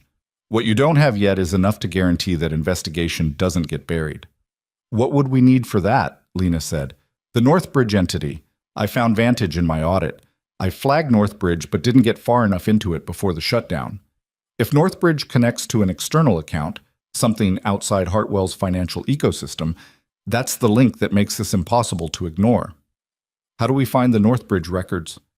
They'll be in the same archive as the Vantage transfers, but at a deeper access level than what you've been pulling from. James looked at Lena. The access level you'd need is 1 tier above your current clearance. Whose clearance level is that? She said. James was quiet for a moment. Richard's and the CFO's. The table went still. Outside, the wind pushed at the diner windows. So we can't get to it directly, Adrian said. Not through normal channels, James said.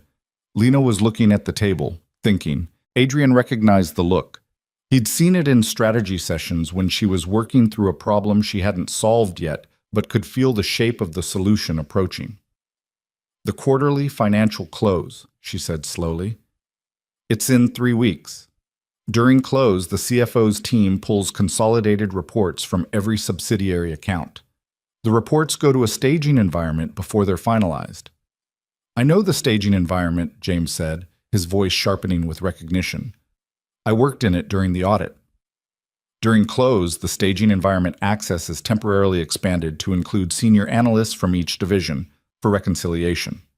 Lena looked up. "My team does the Western portfolio reconciliation every quarter, which means during close, 2 of my analysts have staging environment access." "Your analysts," James said, "not you." "Not me directly, but if I'm reviewing their reconciliation work, I have supervised access to what they're pulling." "That's a very specific interpretation of supervised access," James said. "It's the interpretation I'd be prepared to defend," Lena said. James looked at her for a long moment. Then he looked at Adrian. Then he looked back at his coffee. "If you pull the Northbridge records during close and something goes wrong," James said, "the access log will show the exact time and account. There's no ambiguity about what happened." "I know," Lena said. "You'd be exposing yourself to a serious accusation if Richard finds out before you have the complete picture." "I know that too." "Are you sure about this?" Lena's voice was even. "I've been sure about things before and been wrong, but yes, I'm sure." James nodded slowly, the nod of someone who has decided to continue alongside a thing he can't fully control. "Then I'll tell you exactly what to look for in the staging environment, and I'll be available during the close window to review anything you find in real time."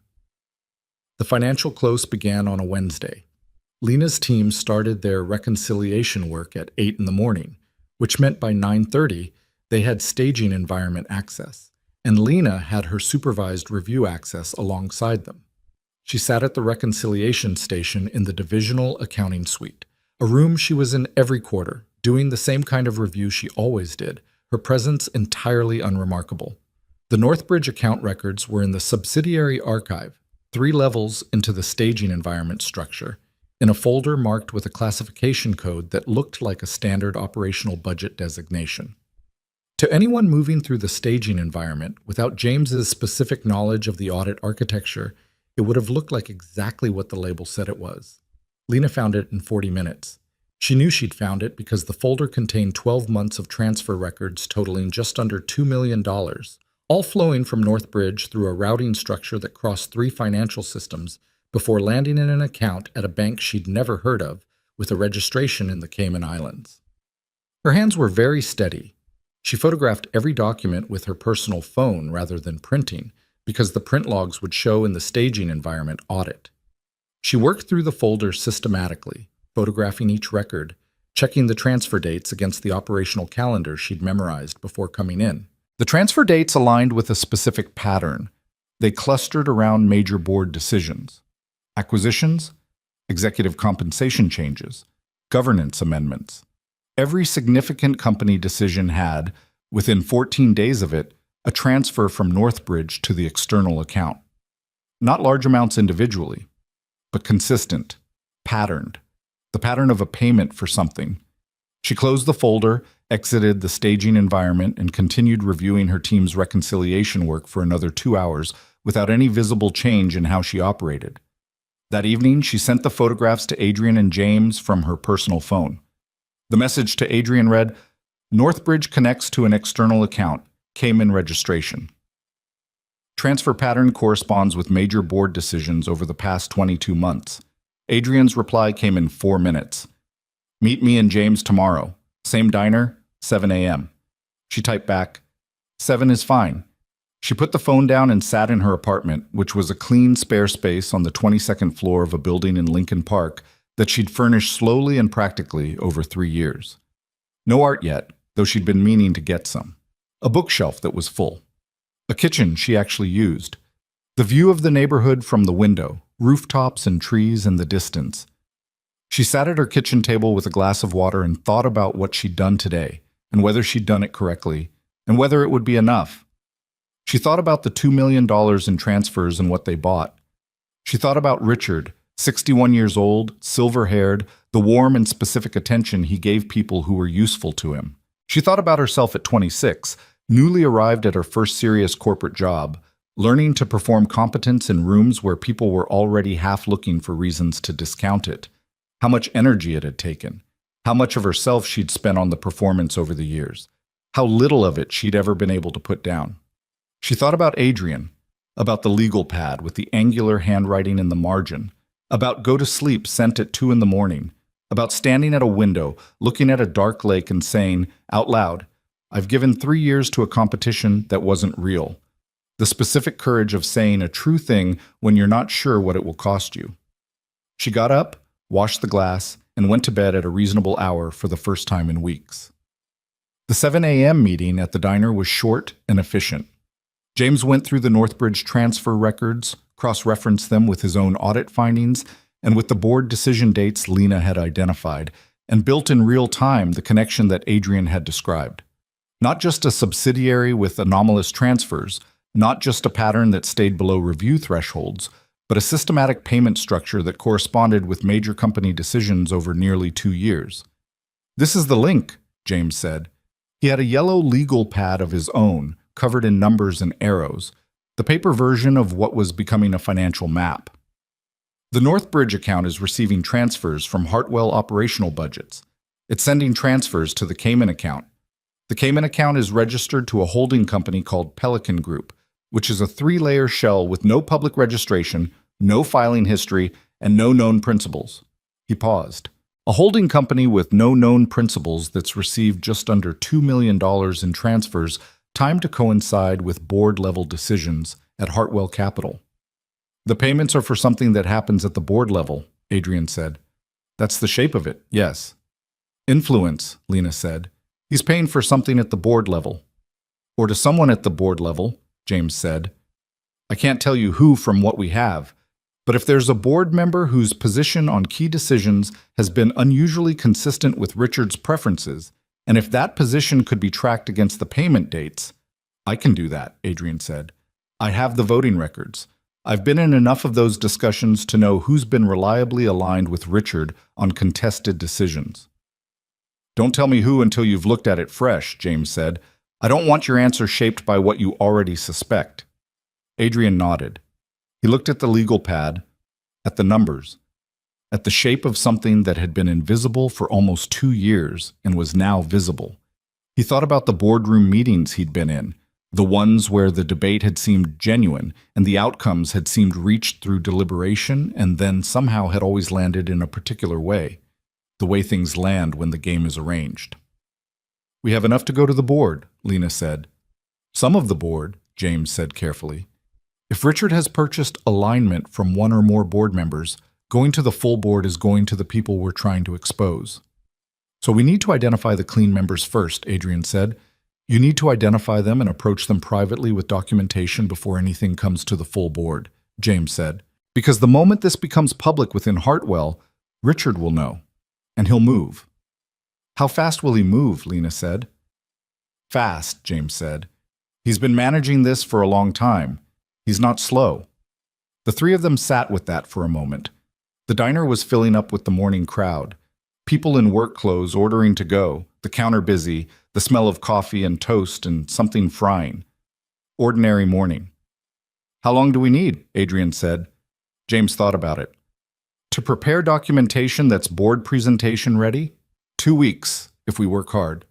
1 week, if we work very hard. We work very hard, Lena said. James looked at her, and then at Adrian, and then back at the legal pad. You know what this does to your positions at Hartwell, he said. It wasn't a question. Even if it works, even if the board acts and Richard goes, this changes everything. Yes, Adrian said. I'm asking because I want you to have said it out loud. I already know you know it. We know it, Lena said. We've known it since Chicago. James gathered his papers. Then let's get to work. The 2 weeks that followed were some of the most technically demanding of Adrian's professional life, which was saying something. He spent his days at Hartwell doing his normal job with the normal performance of the rivalry he and Lena were maintaining, and his evenings building the documentation structure with James over encrypted file sharing that James had set up with a precision that told Adrian the man had been thinking about this contingency for longer than he'd admitted. He pulled the board voting records.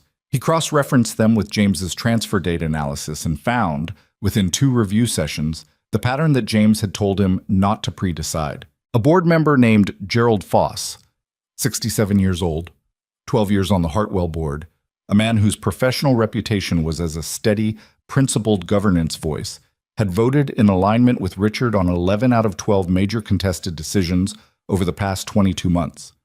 The one exception was a routine operational matter that hadn't been particularly contested. On every significant decision, acquisition approvals, compensation changes, governance amendments, Foss had been Richard's most consistent vote. The first payment from Northbridge to the Cayman account had been made 23 days after Gerald Foss joined the board compensation committee. Adrian sat with this for a long time.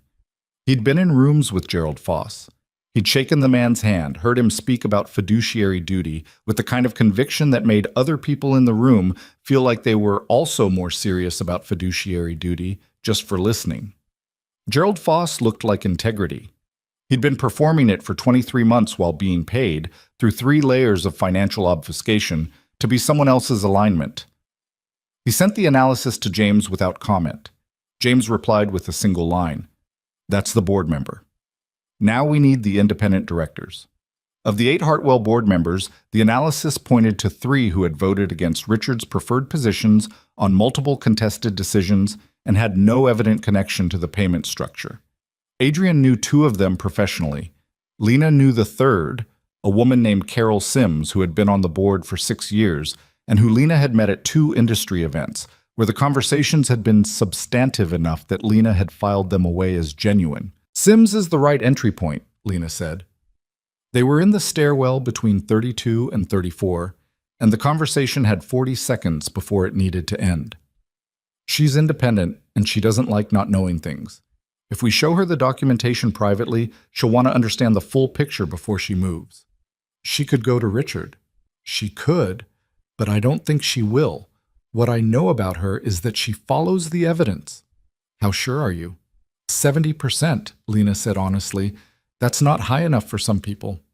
"I know, it's high enough for me."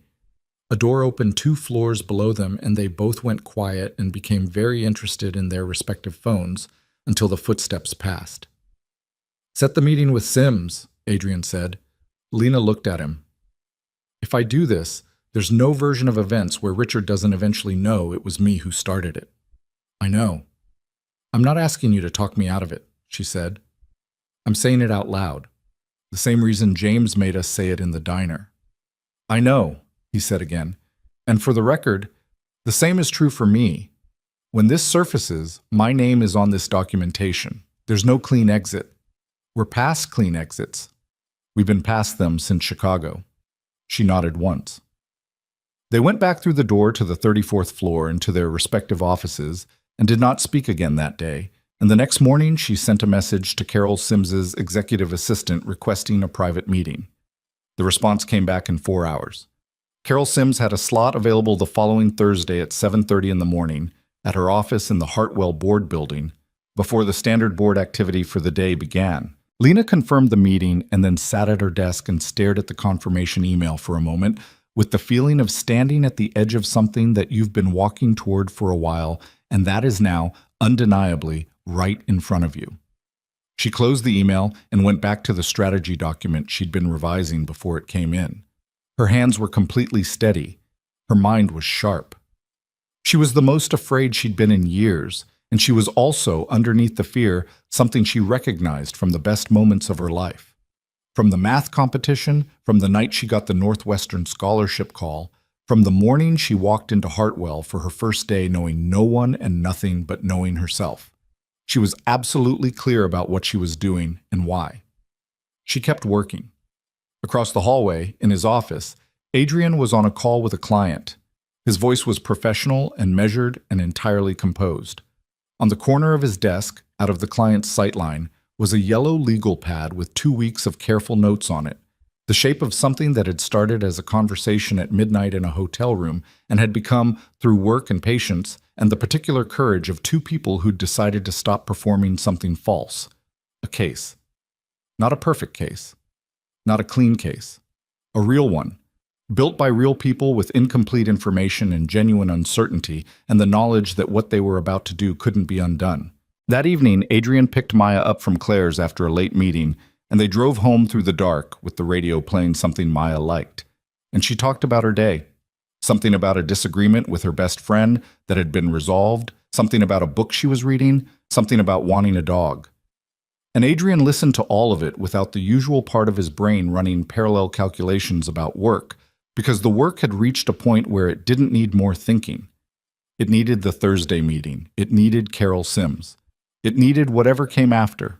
He helped Maya with her homework at the kitchen table, the same kitchen table where he'd sat on a Saturday morning with a coffee and looked at the refrigerator magnets and known that something had begun.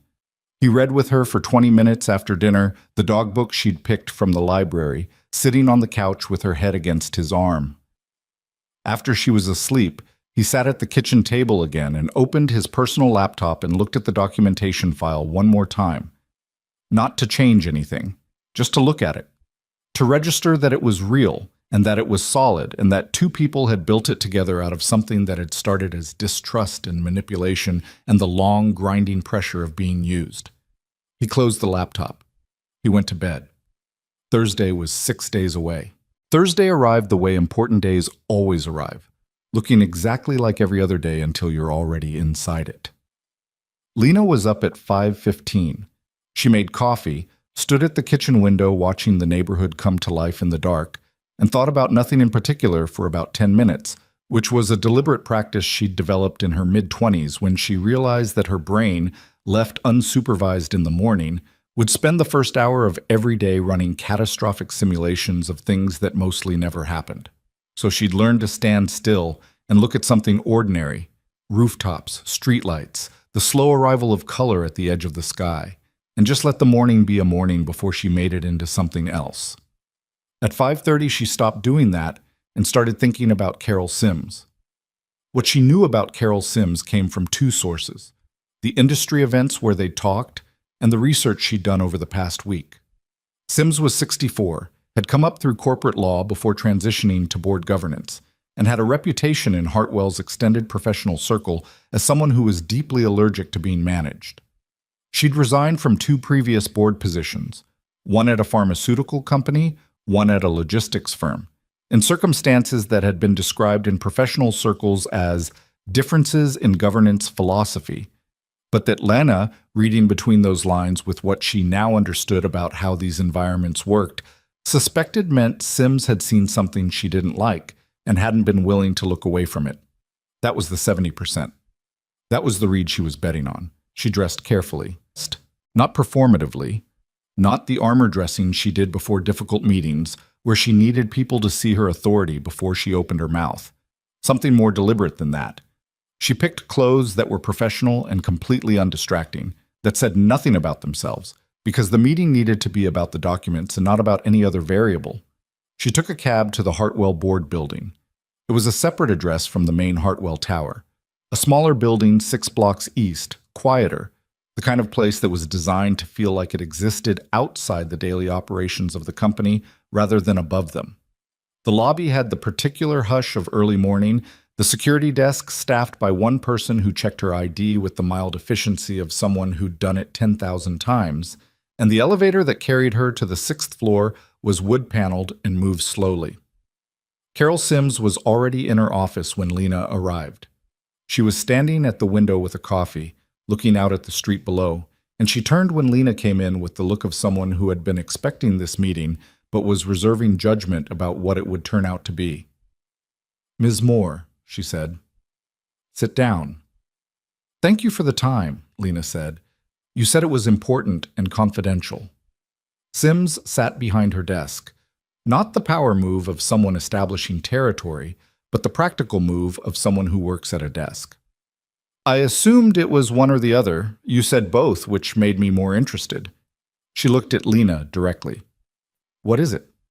Lena opened her bag and put the documentation folder on the desk. Not the full file. The curated version she and James had prepared for exactly this meeting.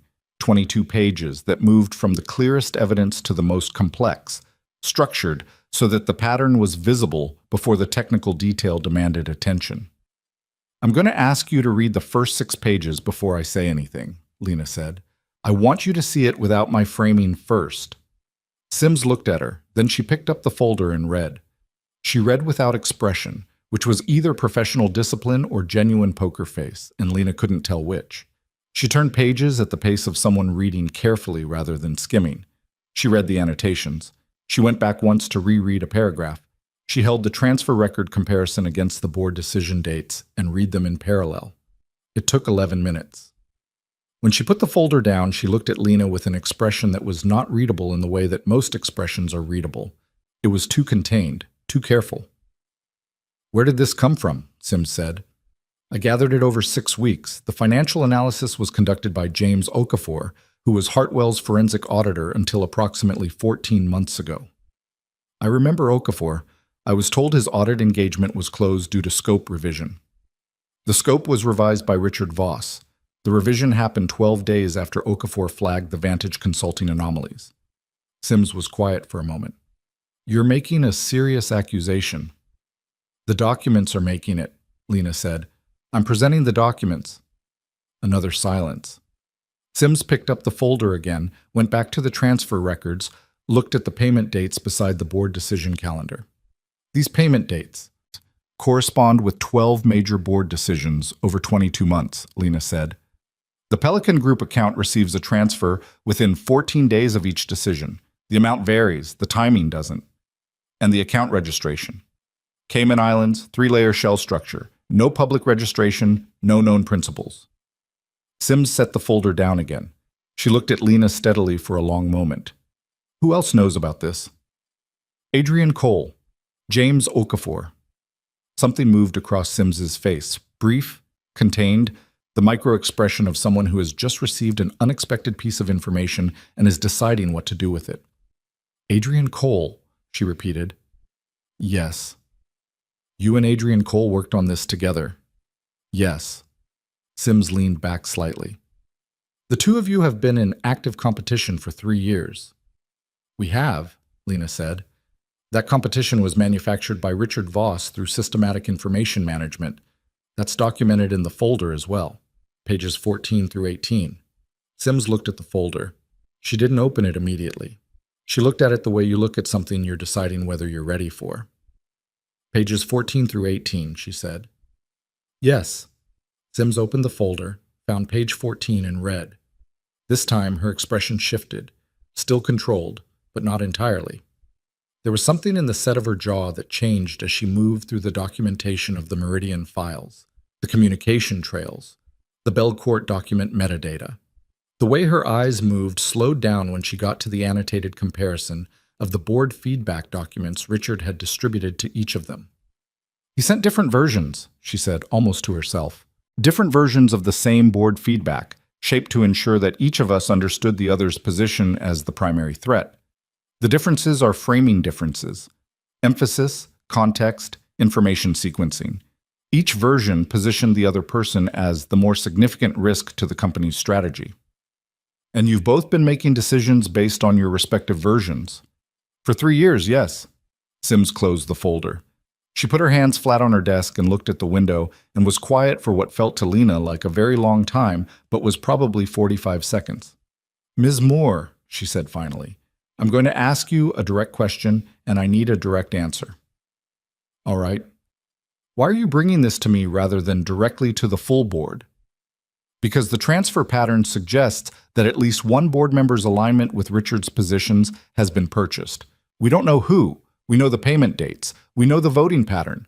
If we take this to the full board without knowing which member is compromised, we risk the information reaching Richard before the independent directors can act on it. Sims was quiet again. Then, Gerald Foss. Lena kept her face still. I didn't say that. You didn't have to. Sims's voice was flat, not angry, just precise. I've been watching Gerald Foss's voting behavior for 14 months. I attributed it to his relationship with Richard, which is long-standing and which I assumed was the product of genuine professional alignment. She paused. I told myself that because the alternative was a conclusion I didn't want to reach without evidence. You have evidence now, Lena said. I have your evidence. It's not only mine. James Okafor's audit documentation predates anything I've touched. His records are independent. Sims stood up. She walked to the window, the same position she'd been in when Lena arrived, and stood there with her back to the room for a moment. Then she turned around. I want to meet Okafor, she said. Before anything else happens, I want to sit in a room with him and verify the audit chain directly. I can arrange that, Lena said. Today, if necessary. Today is necessary. Sims looked at her. Because if what's in this folder is accurate, and I believe it is, then we don't have much time. Richard is observant. He's been managing this for a long time, which means he has early warning systems that neither of us fully understands. She picked up her phone from the desk. I'm going to call David Chen and Patricia Marsh. They're the other two independent directors I trust completely. I want them in the same room. Today? If Okafor can be there by noon, yes. Lena felt something shift in her chest. Not relief exactly, because there was nothing relieving about what was coming, but the specific feeling of something that has been in motion arriving at the point where it stops being in motion and starts being real. I'll reach Okafor now, she said. She stepped into the corridor to make the call. James answered on the second ring. How did it go? She wants to meet you today, by noon. She's bringing two other independent directors. A pause. That's fast. She's moving fast because she thinks we don't have time not to. She's right. Another pause. I'll be there. Send me the address. Lena sent the address and went back into the office. Sims was on her own phone, her voice low and precise, saying the kind of things people say when they're calling someone for a meeting without saying what the meeting is about. Lena sat back down and waited, and the waiting had a quality of suspended time to it, the stillness of a moment that knows something large is about to move through it. She sent Adrian a text from her personal phone. 7 words. Sims is moving. Meeting at noon today. His reply came in under 2 minutes. I'll be available. Let me know. She put the phone in her bag and looked at the window and the ordinary street below and thought about Richard Voss, 6 blocks away in his corner office on the top floor of Hartwell Tower, starting his Thursday the way he started every Thursday, with the particular ease of a man who had built a system so carefully that he no longer had to think about running it. The noon meeting happened in a Hartwell board conference room that had its own separate entrance from the street, accessible to board members without going through the main building lobby, which meant no one in the executive layer would see the cars in the parking structure or the faces at the elevator. James arrived at 11:50 with 2 printed copies of his full audit documentation and the particular composure of someone who has been waiting for a specific conversation for 14 months. Carol Sims was already there with David Chen, a 60-year-old corporate strategist with a reputation for methodical thinking and an evident allergy to drama, and Patricia Marsh, who was 58 and had a background in securities law that made her exactly the right person to be in this room when documents like the Northbridge transfer records were being discussed. Lena was there. Adrian had received Lena's message that the meeting was happening, but had not been included. They had agreed that his presence would raise flags if anyone noticed the building access logs, and that Lena and James were sufficient to present the case. James walked the 3 board members through the audit documentation first, the full version, not the curated 22 pages. He was precise and unhurried, which was the right tone for a room where the people listening were sophisticated enough to follow complexity and skeptical enough to notice if something was being simplified for effect. He answered questions as they came. Chen had a lot of them, detailed and structural, the questions of someone stress-testing the methodology. Marsh asked about chain of custody for the documents. Sims asked about the shutdown of the audit and whether there was a paper trail of the decision. There was. James had a copy of the memo. Marsh read the memo twice. Then she looked up at Sims with an expression that had no ambiguity in it. The Northbridge records took another 30 minutes. When James laid out the payment timeline against the board decision calendar, when he put the 2 things physically side by side on the conference table so that the alignment was visible without any interpretation required, the room went very quiet. 22 months, Chen said. 22 months, James confirmed. And the Pelican Group account. Marsh had the registration documentation in front of her. 3-layer shell. You have no identified principals. We have the account routing. We have the transfer records. Identifying the principals would require a subpoena, which is outside what we can do in this context. But the routing is enough to initiate a regulatory referral, Marsh said. If this goes to the SEC, the subpoena process follows. Yes, James said. Sims looked at Lena. You said Adrian Cole was part of building this documentation. He was. I want to understand the dynamic. 6 weeks ago, you and Cole were in what appeared to be significant professional rivalry. The appearance was accurate, Lena said. The rivalry was manufactured through information management, which is documented in the folder. But the appearance was real. We were genuinely competing, genuinely working against each other's positions, genuinely operating on the information we were given. She paused. The retreat in Chicago was the first time we compared what we each knew. The discrepancies were immediate and specific. Sims was quiet for a moment. Richard orchestrated the retreat. He arranges the annual retreat, yes. He put you in the same building for 3 days and assumed that your rivalry was stable enough to survive the proximity. He'd maintained it for 3 years. He had no reason to think proximity would disrupt it. But it did. Because we actually talked to each other, Lena said, without his management of the information between us. Something in Carol Sims' expression shifted. Not softened exactly, but moved. The slight adjustment of someone who has just understood a thing they hadn't previously understood. All right, Sims said. She sat forward, put her hands on the table. Here's where we are. The documentation is credible. The audit chain is clean. The financial evidence is specific enough to act on. The governance issue is serious enough that the board has both the authority and the obligation to respond. She looked at Chen and Marsh. Agreed? Agreed, Chen said without hesitation. Agreed, Marsh said. We'll need outside counsel before we do anything formal. Independent, not Hartwell's general counsel. I have a firm in mind, Sims said. I've worked with them before. I'll call this afternoon. She looked at Lena. We're going to move on this.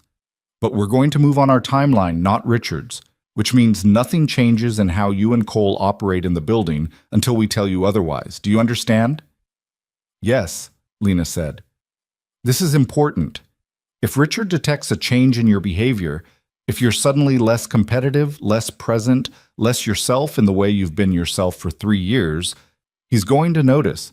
He built the dynamic. He knows what it looks like when it's running properly. I understand. How long can you maintain it? Lena thought about that honestly. As long as necessary, she said. But the longer this takes, the more opportunities there are for something to slip. We've been running this parallel operation for 6 weeks. It's not indefinitely sustainable. Sims nodded. We'll move quickly. 2 weeks, possibly less, depending on counsel.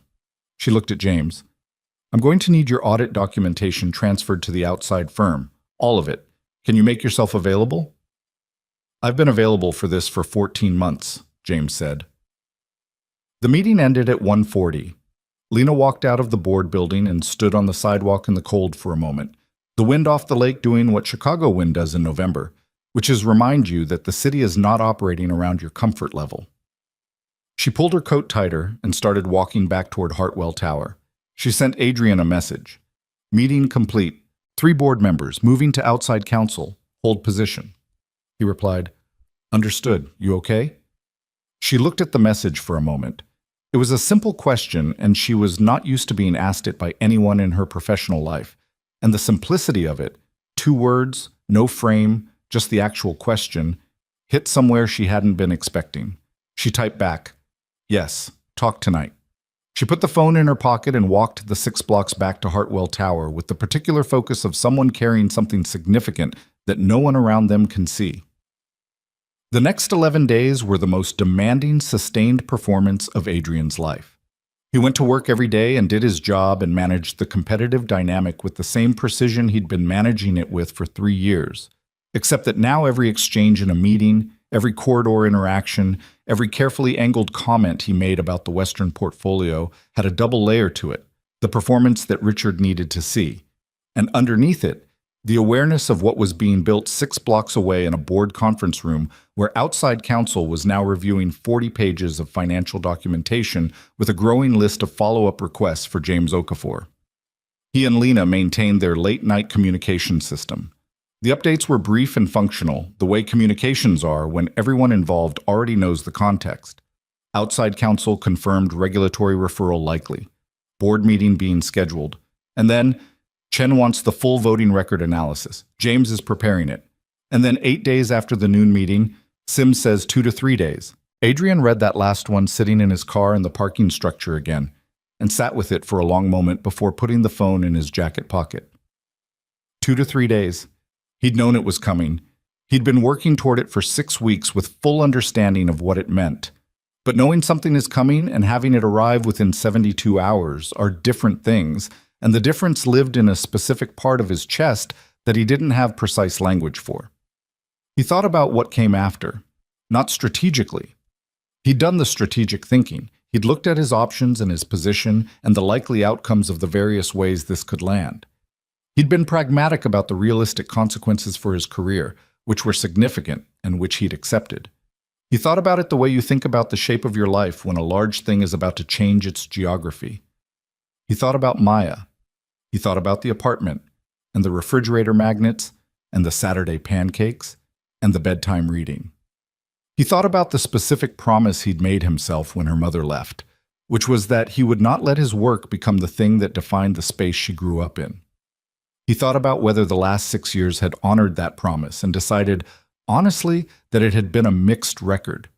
He'd been there, but presence and attention are different things, and attention had been unevenly distributed. He thought about what he actually wanted, which was a question he hadn't asked himself cleanly in a long time.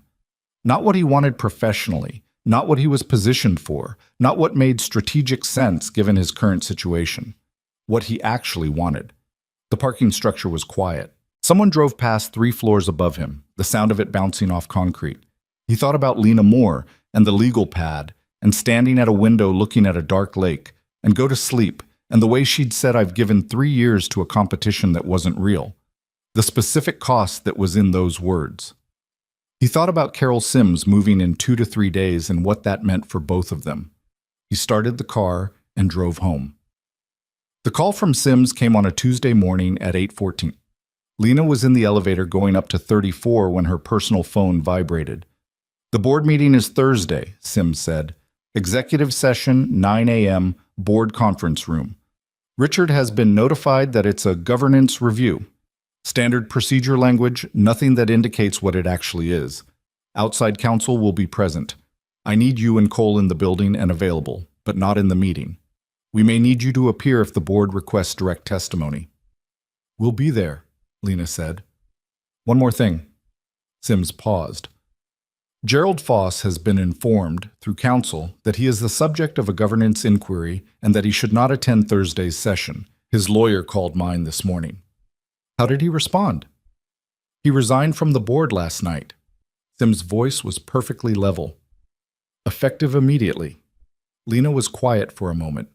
The elevator doors opened on 34. She stayed in the elevator. That's significant, she said. It confirms the pattern without requiring us to prove intent in the room, Sims said. It's also going to alert Richard that something is happening, which is why Thursday needs to be Thursday and not Friday. Another pause. Cole needs to know in the next hour. I'll reach him. She stepped off the elevator. The hallway was empty. Too early for most people. The particular quiet of a floor before the day fully arrives. She sent Adrian a text. Thursday, 9 a.m. Foss resigned last night. Richard may know something is moving. The reply came in 3 minutes, which was how she knew he was already at his desk. On my way to a meeting. Clear at 9:30, stairwell. They met in the stairwell at 9:32. Adrian had come from a meeting and his jacket was still on, and his face had the specific compression of someone who has been holding a professional expression for the last hour and has just taken it off. Foss resigned, he said, last night. His lawyer called Sims's lawyer this morning. Which means Foss told someone. Possibly. or he's protecting himself independently, making himself a smaller target before the board acts. Lena looked at him. Either way, Richard knows that something on the board is shifting. He may not know what, but he knows Foss is gone, and he's going to be trying to understand why. What does he do with that? I don't know exactly, but if I were him, I'd be looking very hard at anyone who might have moved the information, which means he's going to be watching both of us differently in the next 48 hours. Adrian ran his hand through his hair, a gesture she'd learned to read as him working through something he was genuinely uncertain about. We need to be more present than ever, more competitive, more visible, more exactly ourselves. I know. Can you do a 36-hour sprint of the most convincing performance of your career? She looked at him. I've been doing a 3-year sprint. 36 hours is manageable. Something in his expression shifted. Not quite a smile, but the acknowledgement of one. Okay, he said. Adrian. Yeah. If he figures it out before Thursday, if he calls either of us in and confronts us directly, we tell the truth, he said. At that point, the board has the documentation regardless of what he does to us. The record exists. James has copies of everything outside Hartwell's systems. I know. I just needed to hear you say it. He looked at her steadily. Tell the truth. Whatever he says, whatever he offers or threatens, we tell the truth. She nodded. They went back through the door. The next 36 hours were, in their own way, the most technically precise thing either of them had ever done. Richard called an all-hands strategy session for Wednesday afternoon. Unusual timing, no stated agenda, the kind of meeting that gets called when something in the environment has shifted and the person who runs the environment wants to take its temperature. Adrian sat in that meeting for 2 hours and contributed to a discussion about Q4 positioning with complete engagement and zero visible knowledge that the ground was about to open. Lena pushed back on his Cascadia numbers one more time, and he rebutted it, and Richard watched the exchange from the head of the table with the satisfied expression of a man whose machine is running. Richard watched them both very carefully in that meeting. Adrian could feel it. The quality of the attention was different than usual, more searching, the attention of someone looking for a signal rather than just monitoring output. He gave nothing. Lena gave nothing. They performed 3 years of established behavior with the discipline of people who understood exactly what was at stake. After the meeting, Richard asked Adrian to stay behind. The room emptied. Richard came around the table to Adrian's side, which was a move Adrian had seen him make before. The gesture of collapsing distance, of being person to person rather than authority to report. How are you genuinely? Richard said. Fine, Adrian said. Good, actually. I thought the Q4 discussion was useful. You seem distracted. Long week. Richard looked at him. The specific quality of that look, the focused, read-everything attention that Richard deployed when he needed to calibrate, was something Adrian had experienced before, had always found slightly uncomfortable without knowing exactly why. He knew exactly why now. I've been thinking about the Cascadia decision, Richard said. I want to move toward a resolution. I know I've been letting it sit, but I think it's time to get you and Lena in a room and work it out. I'd welcome that, Adrian said. Good. Let's do it next week. Richard's hand on Adrian's shoulder, brief and firm. You're valuable to this company, Adrian. I hope you know that. I do, Adrian said. Thank you, Richard. He walked out of the room and down the corridor to the elevator and stood in the elevator with his jaw tight and his hands at his sides and felt the specific ugliness of having just performed gratitude to a man who had spent 6 years managing him like an instrument. The feeling didn't pass quickly. He let it sit because it was real, and it deserved to be felt rather than managed. He got to his office, closed the door, sat at his desk, and opened the document he'd been working on before the meeting. He worked for the rest of the afternoon with complete focus, and when his assistant knocked at 5:30 to ask if he needed anything before she left, he said no thank you and kept working, and the word Thursday sat in his chest like a stone that was either an anchor or a weight, and he didn't know yet which it would turn out to be. That evening he called Claire and asked her to keep Maya on Thursday.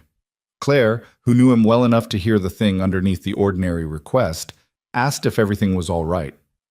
It will be, he said. He wasn't sure if that was true. but it was the thing that needed to be said. Wednesday night, late, he sent a message to Lena. Not about strategy, not about the documentation, not about anything that needed to be coordinated. Just, "You did good work on this. Whatever happens tomorrow." The reply came 15 minutes later. She was awake, which didn't surprise him. "So did you," she wrote.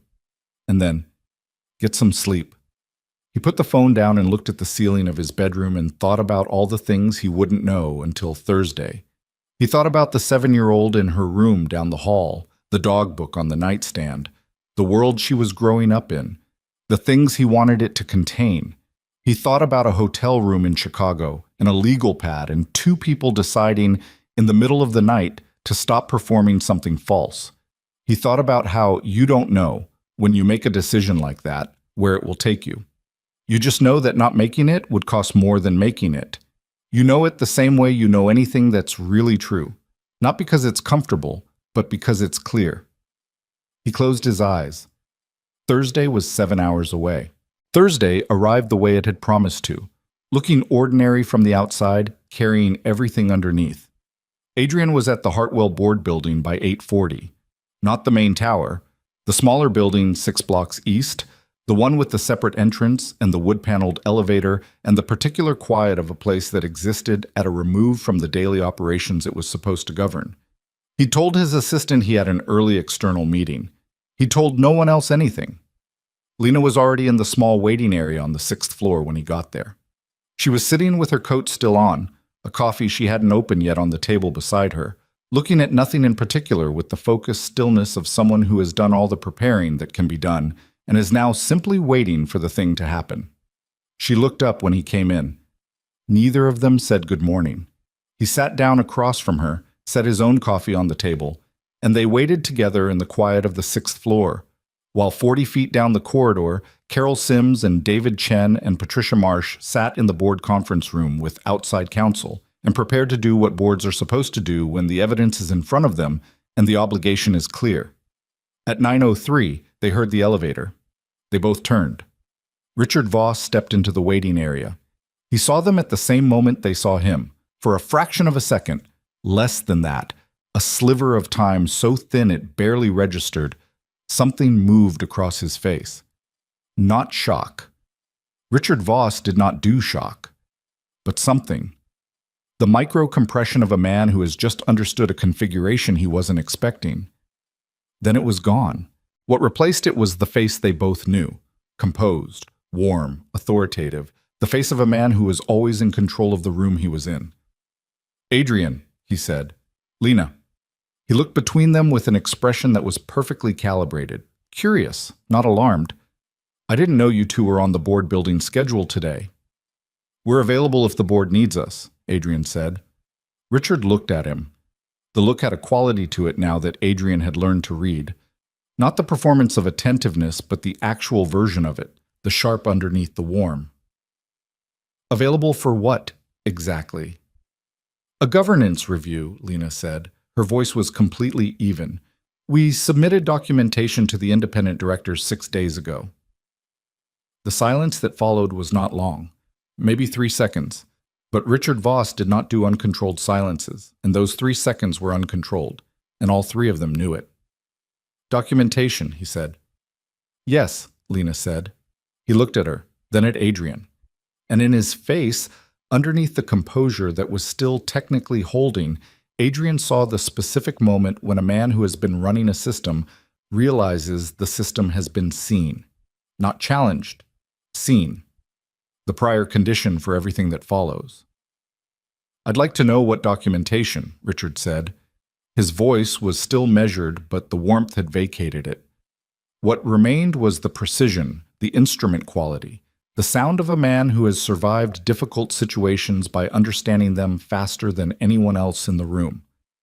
"The board has it," Adrian said. "You should speak to Carol Sims." Richard looked at him for a long moment. Then he straightened, almost imperceptibly, the micro-adjustment of someone deciding how to carry something heavy. "I see," he said. He walked past them down the corridor to the board conference room. They heard the knock. They heard the door open. They heard it close. Adrian and Lena sat in the waiting area and did not speak for a while. There was nothing useful to say. Everything that could be said had already been said over 6 weeks of late nights and stairwell conversations and a diner in Wicker Park and a hotel room in Chicago where it had all begun. The talking was done. What was happening now was the consequence of the talking, and consequences don't require commentary. You sit with them. Lena picked up her coffee, opened it, drank. Adrian looked at the wall across from him, at a framed photograph of the Chicago skyline that was the kind of generic corporate art that exists in waiting areas because someone decided a blank wall was worse. 22 minutes later, the board conference room door opened and Carol Sims appeared in the corridor. "We need both of you," she said. They stood. The board conference room was larger than Lena had seen it during the noon meeting 11 days ago. All 8 board positions occupied, or 7 of them, Gerald Foss's chair empty and somehow louder for it. Outside counsel sat along the side wall, 2 attorneys with the specific quality of stillness that lawyers have when they are in a room where the outcome matters, and their job is to observe rather than argue. Richard Voss was at the far end of the table, not in his usual position at the head. That position belonged to Carol Sims today, but to the side, where he sat with his hands folded on the table and his face carrying the compressed expression of a man who has received information he's still processing. Sims gestured to 2 chairs along the wall. Adrian and Lena sat. "We've asked you here because the board has questions about the documentation you submitted and about your direct experience of the information management practices described in it," Sims said. "You're not under any legal compulsion to speak. You have the right to have your own counsel present if you wish." "We don't need counsel," Lena said. Sims looked at Adrian. "Agreed," he said. What followed was 2 hours and 17 minutes of the most demanding conversation Adrian had ever been in. The board asked questions. Specific, sequential, the kind of questions that outside counsel had clearly helped structure to build a record. They asked about the Meridian documents. They asked about the Chicago retreat. They asked about the Belcourt situation. They asked about the Vantage and Northbridge transfers and how the documentation had been gathered. They asked about James Okafor and the circumstances of his audit shutdown. Adrian and Lena answered everything. They didn't editorialize, didn't shade, didn't try to make themselves look better than the facts warranted. At one point, David Chen asked Adrian directly why he hadn't raised the Meridian document discrepancies when he first noticed them, rather than waiting until Chicago. And Adrian said honestly that he hadn't noticed them in isolation, that he'd accepted the information as given because he had no reason not to, and because the environment made the natural assumption of clean information feel safe. Chen nodded. He wrote something down. Richard spoke twice. The first time was to dispute the characterization of the Belcourt document situation, which he attributed to an administrative error that had been investigated and resolved at the time. His voice was steady and his language was precise, and if you hadn't been in a hotel room in Chicago at midnight comparing documents side by side, you might have believed it was a reasonable account of an unfortunate operational mishap. Lena let him finish. Then she looked at Sims and said, "The file metadata is on page 9 of the submission. The document version number postdates the correct document by 11 days. An administrative error doesn't create a document after the fact." Richard looked at her. The look had lost its warmth entirely now. What was underneath was not what she'd expected. She'd expected anger or calculation, the face of a man managing a threat. What she saw was something more unsettling than that. Disappointment. The specific and apparently genuine disappointment of a man who had believed a system he'd built was more durable than it turned out to be. He didn't respond to the metadata point. The second time Richard spoke was near the end of the session, when Sims asked him directly whether he had authorized the transfer structures associated with the Vantage Consulting and Northbridge Advisory entities. The room went completely still. Richard looked at the table for a moment. Then he looked at Sims. "I'd like to consult with my attorney before responding to that question," he said. The outside counsel along the wall made a note. That was the moment, not the dramatic moment. There was no dramatic moment, no speech, no confrontation that arrived with the weight of a film scene. It was a man who had built a 61-year career on never losing a room saying 6 words that meant he had lost this one. The quiet of it was almost worse than theater would have been. Sims called a recess. In the corridor, Adrian and Lena stood at the window again. A different window from all the others. This one looking out over the back of the building toward a parking structure and a thin slice of the lake beyond it. The lake was gray today, heavy cloud cover, the kind of November sky that doesn't differentiate between morning and afternoon. "He's going to lawyer up and negotiate," Adrian said. His voice was low, not particularly emotional, stating a fact. "Yes," Lena said. "The board will accept a resignation rather than push for prosecution if the financial exposure is contained. It's cleaner for the institution." "I know." She looked at the parking structure. "Does that bother you?" He thought about it honestly. "Some," he said. "Not as much as I expected." "Me too." "What bothers me more is the time," Adrian said. "How long it ran. How many decisions we made inside a system we didn't understand was bent." Lena was quiet for a moment. "There's no recovering that time," she said. "You can know that clearly and still move forward. They're not the same thing." He looked at her. She was looking at the lake, the gray slice of it, and her profile had the particular quality of someone who has said a true thing that they worked hard to learn. "No," he agreed. "They're not." The recess lasted 40 minutes. When they reconvened, Richard Voss was not in the room. His seat was empty. His attorney, who had arrived during the recess, spoke briefly with outside counsel along the wall, and then Sims called the session back to order and the board moved without him. The vote was 6-0. Gerald Foss's chair was empty. Richard's attorney had communicated his client's resignation, effective immediately, contingent on the terms of a separation agreement that outside counsel would negotiate. The board accepted the contingency as a procedural matter and voted on the governance actions. Independent audit of the Vantage and Northbridge financial structures, regulatory referral to the SEC, appointment of an interim CEO, pending a search process, and a review of internal communication and information management practices. 6-0 on every motion. Sims looked down the table at Adrian and Lena when it was done. "Thank you both," she said, "for the documentation, for your patience with the process, and for trusting the board to handle this correctly."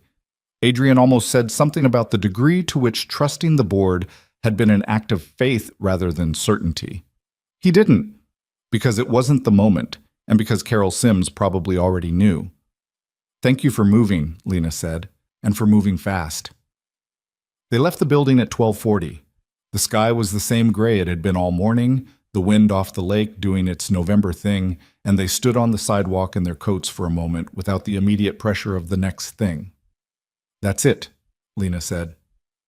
"That's it," Adrian agreed. Neither of them moved for a second. It was the strange stillness of an aftermath, the moment after a long effort has concluded where the body and the mind both know the effort is over but haven't yet recalibrated to the fact of its absence. "I need to get back to the office," Adrian said. "People are going to notice he's gone. There's going to be a communication."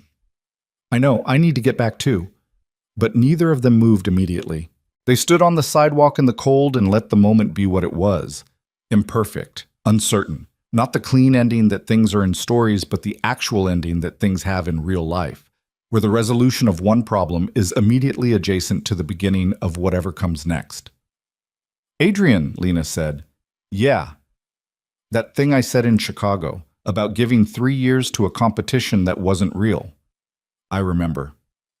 I've been thinking about it differently lately." She looked at him. "The competition wasn't real, but what I built during it was. Everything I learned, everything I got right and wrong, the decisions I made under pressure, that was real. He manipulated the conditions, but he didn't make us what we are." She paused. "We were already that." He held the thought for a moment. It landed differently than he expected, not as comfort exactly, but as something more structural than comfort, a reorientation. "The work was real," he said. "The work was real." He nodded. "Then we didn't lose 3 years," he said. "We spent 3 years becoming people who could do what we just did." She looked at him for a moment without answering. Then, "That's a more generous read than I usually manage. I have a 7-year-old who makes me practice generous reads." She almost laughed. The real version, the one that reached her eyes. Almost. "Go back to the office," she said. "I'll be there in 10 minutes. He went. She stood on the sidewalk a little longer, looking at the gray lake at the end of the block, and let herself feel the full weight of what had just happened. Not the procedural resolution, not the board vote, but the thing underneath all of it. The thing that had started when she'd stood in a hotel room in Chicago and said, "I want to understand what you've actually been trying to do at this company," and meant it. The weight was real. So was the thing that was lighter now.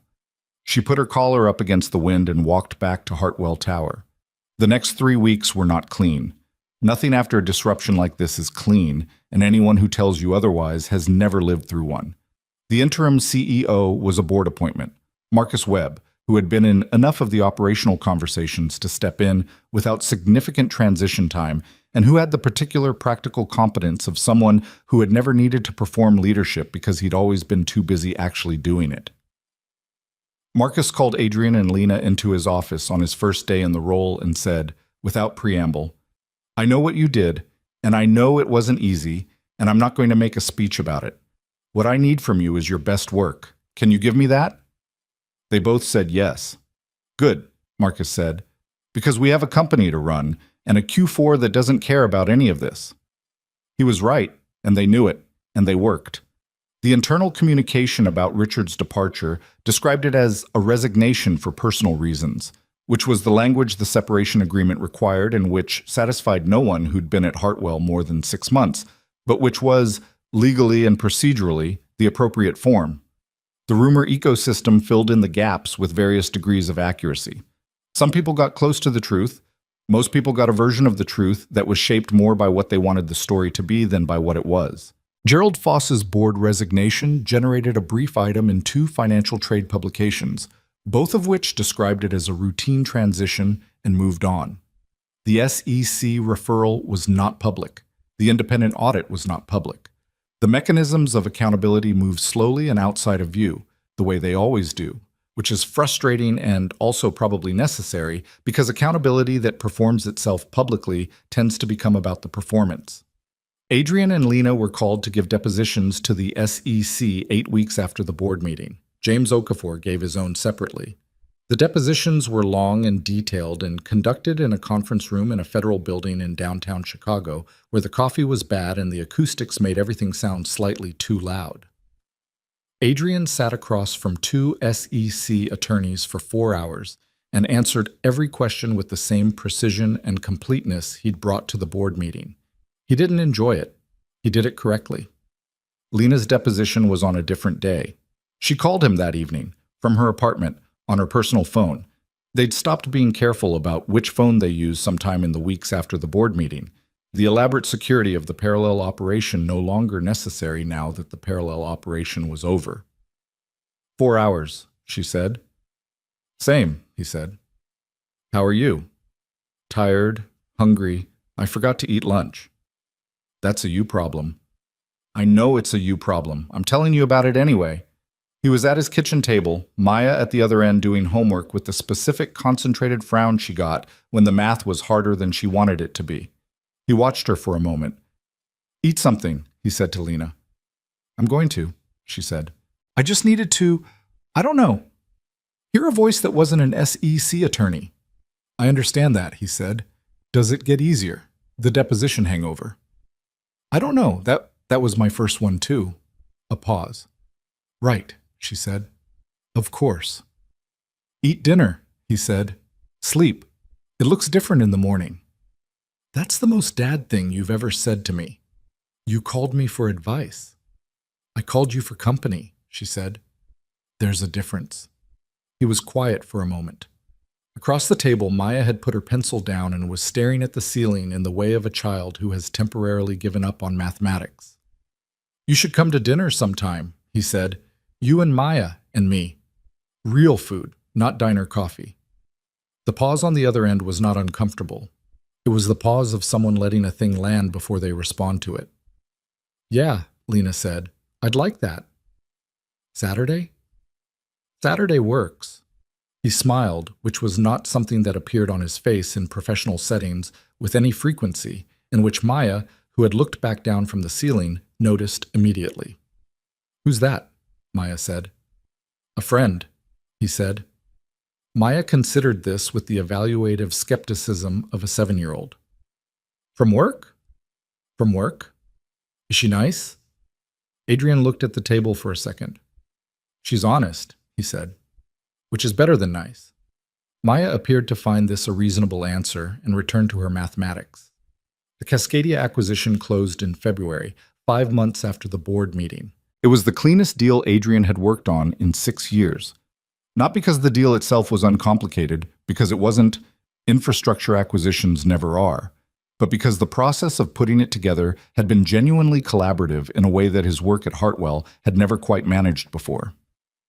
He and Lena had co-led the analysis, which was Marcus's call, and one that raised a few eyebrows among people who still operated on the 3-year model of their relationship, but which produced a framework that was, by any objective measure, better than either of them would have built separately. The Cascadia leadership team came to Chicago for the closing dinner. The CEO, a woman named Diane Park, who had guided the company through its management transition with the kind of quiet effectiveness that doesn't get enough credit in business circles, sat next to Lena and spent an hour talking about infrastructure strategy and what Hartwell's partnership model actually meant for Cascadia's teams on the ground.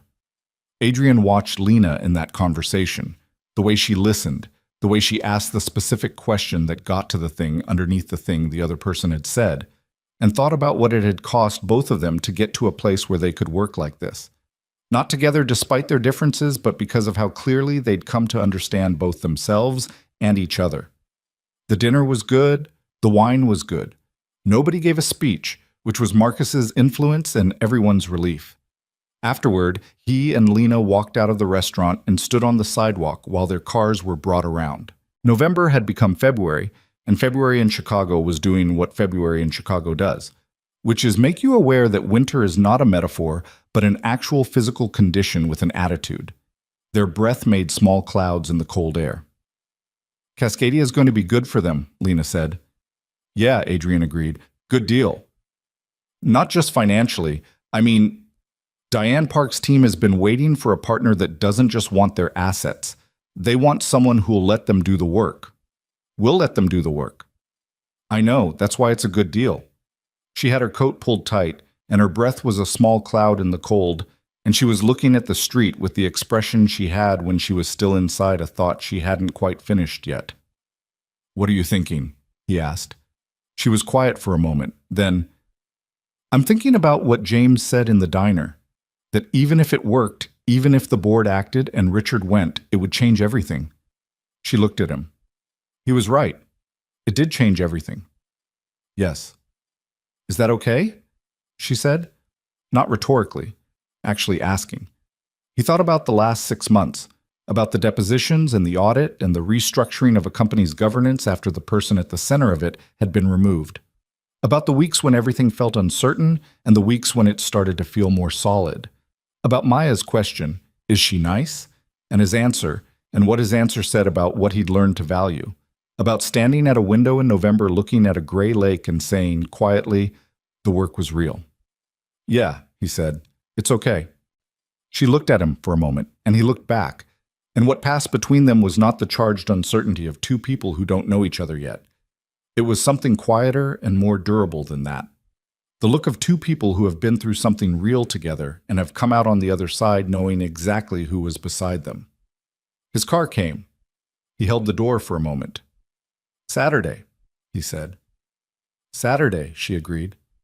He got in the car and drove through the February streets toward his apartment, toward Maya and the kitchen table and the refrigerator magnets and the ordinary furniture of his life that was, despite everything, still there and still his. The city moved around him, indifferent and full of itself, the way cities always are. He thought about Richard Voss. He didn't think about him often anymore, which was probably healthy and also felt slightly incomplete, the way it always feels slightly incomplete when you expect closure and get resolution instead, which are different things. Closure is a feeling. Resolution is just what happens when the situation ends. The feeling catches up eventually, or it doesn't, and either way you keep going. The SEC investigation concluded 6 months after the depositions. The results were not public in the way that most people would have wanted them to be. No perp walk, no dramatic press conference. The Pelican Group account was traced to a financial advisor who had acted as an intermediary between Richard and Gerald Foss over a period of 26 months. Both Richard and Foss reached civil settlement agreements with the SEC that included significant financial penalties, disgorgement of the transferred funds, and bars on serving in executive or board roles at SEC-regulated companies. Richard Voss did not go to prison. This was a fact that Adrian and Lena discussed once, briefly, and then set down because the alternative was to spend energy on an outcome they couldn't change, and they had better uses for the energy. James Okafor was brought on as an independent auditor for Hartwell's restructured compliance framework.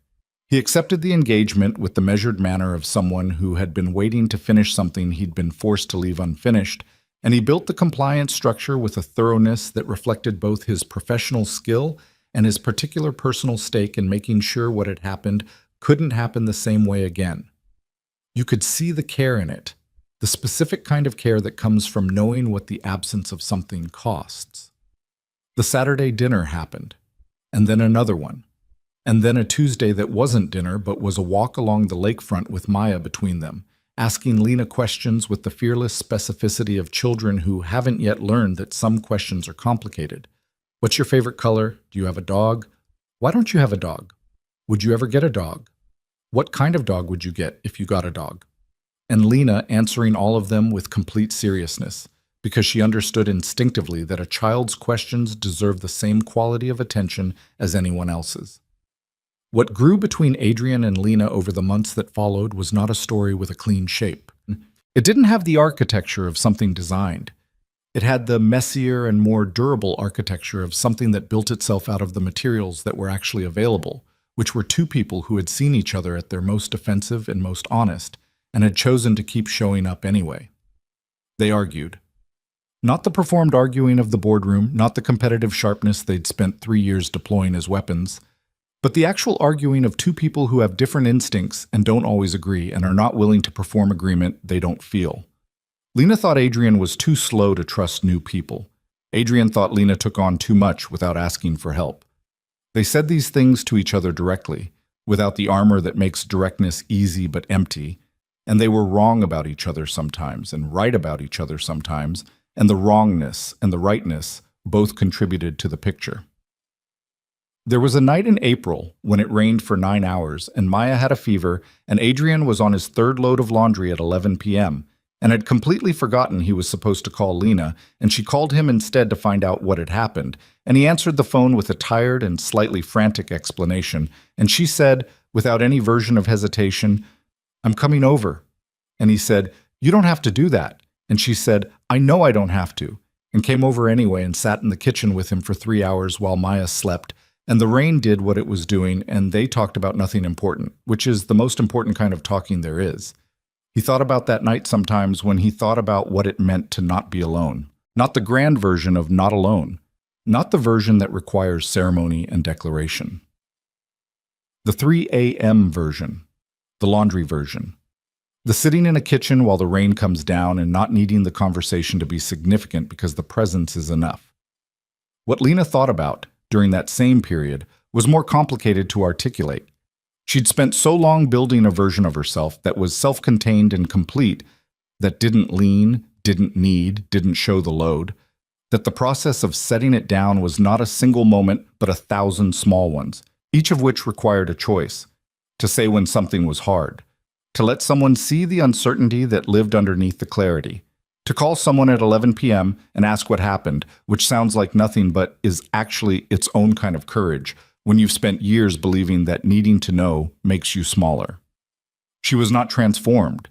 She was not healed of all the things that her history had done to her, because that's not how history works, and that's not how people work.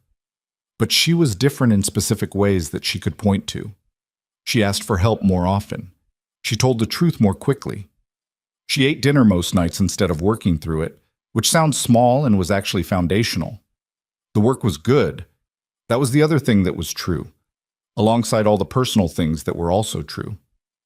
The Cascadia partnership produced results in its first 6 months that exceeded the projections in their original framework. Not because the framework had been optimistic, but because they'd built it on honest intelligence and then had the structure to execute it well. The governance review at Hartwell produced a compliance framework that James was quietly proud of, and that the independent directors cited as a model when presenting to other portfolio companies. Marcus Webb ran the company with the practical competence he'd always had, and the additional authority that came from not owing his position to a manipulated dynamic, and the company performed. None of it was perfect. Institutional cultures don't transform because one person is removed from the center of them. They shift, slowly, in response to the consistent pressure of different behavior over time. There were people at Hartwell who'd thrived under Richard's system and who found the new environment disorienting. There were decisions that got made wrong in the restructuring. There were relationships that didn't survive the change, and some that probably should have ended sooner. But there was also this, a company where the information that moved between people was, more often than before, the actual information. Where two senior executives could disagree in a meeting without the disagreement being managed by a third party for purposes of his own.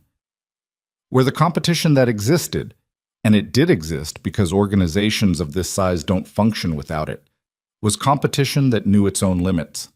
What Adrian had said on the sidewalk in February, "We spent 3 years becoming people who could do what we just did," was something he returned to, not as a comfort exactly, but as a kind of orientation. The idea that the difficulty of a period doesn't have to be only its damage, that what you build in hard conditions is still building, that the years you spend becoming who you are aren't lost years even when the conditions were wrong, because you don't get to subtract the conditions from the person they produced. He wasn't sure he fully believed it yet, but he was practicing it, the way you practice things that matter before they become natural. One evening in May, late, after Maya was asleep and the apartment was quiet, Lena was at the kitchen table with a document she was reviewing, and Adrian was making tea, which was a thing he'd started doing instead of the 11 p.m. coffee that had been wrecking his sleep for 6 years. The kitchen was warm, the window open a few inches to the spring air, the sounds of the neighborhood coming in from outside. A car, someone's music, the particular ambient texture of a city going about its night. "Can I ask you something?" Lena said, without looking up from the document. "Yeah." "Do you regret it?" "Any of it, the whole thing." He poured the water, thought about it honestly, the way the question deserved. "The time I wasted operating on false information, yes," he said. "The actual choice. In Chicago, no." She looked up from the document. "It was the first honest thing I'd done at that company in a long time," he said. "And it turned out to be the most important." She looked at him for a moment. Then she looked back at the document, but differently. Not reading it anymore, just holding it. "I used to think honesty was something you could afford when you were safe enough," she said, "when you had enough buffer that the cost didn't matter. I spent a long time building that buffer." And it turns out honesty is actually what builds the buffer. She put the document down. It's not the reward at the end, it's the material. He brought the tea to the table, sat across from her. The spring night came through the window. "That took you how long to figure out?" he said. "About 30 years and one extremely inconvenient hotel conversation in Chicago." He almost laughed. Actually laughed. Quietly, the real version. She smiled. Not the polished professional version, not the social punctuation version. The one that was just hers, that she'd learned gradually and with some difficulty to let be visible in rooms where it mattered. Outside, the city did what the city does. Kept going, regardless, full of its own stories, most of which no one would ever write down. The spring air came through the window, and the tea was warm, and the document sat unread on the table. And the night had the quality of nights that don't require anything from you except to be in them. That was enough. Not everything, not perfect, not the life either of them had planned when they were younger and more certain about what planning was for, but real. Built from the actual materials, and between two people who knew, without any remaining ambiguity, exactly who they were standing next to. That was more than enough. That was, in the end, the only kind of enough that holds.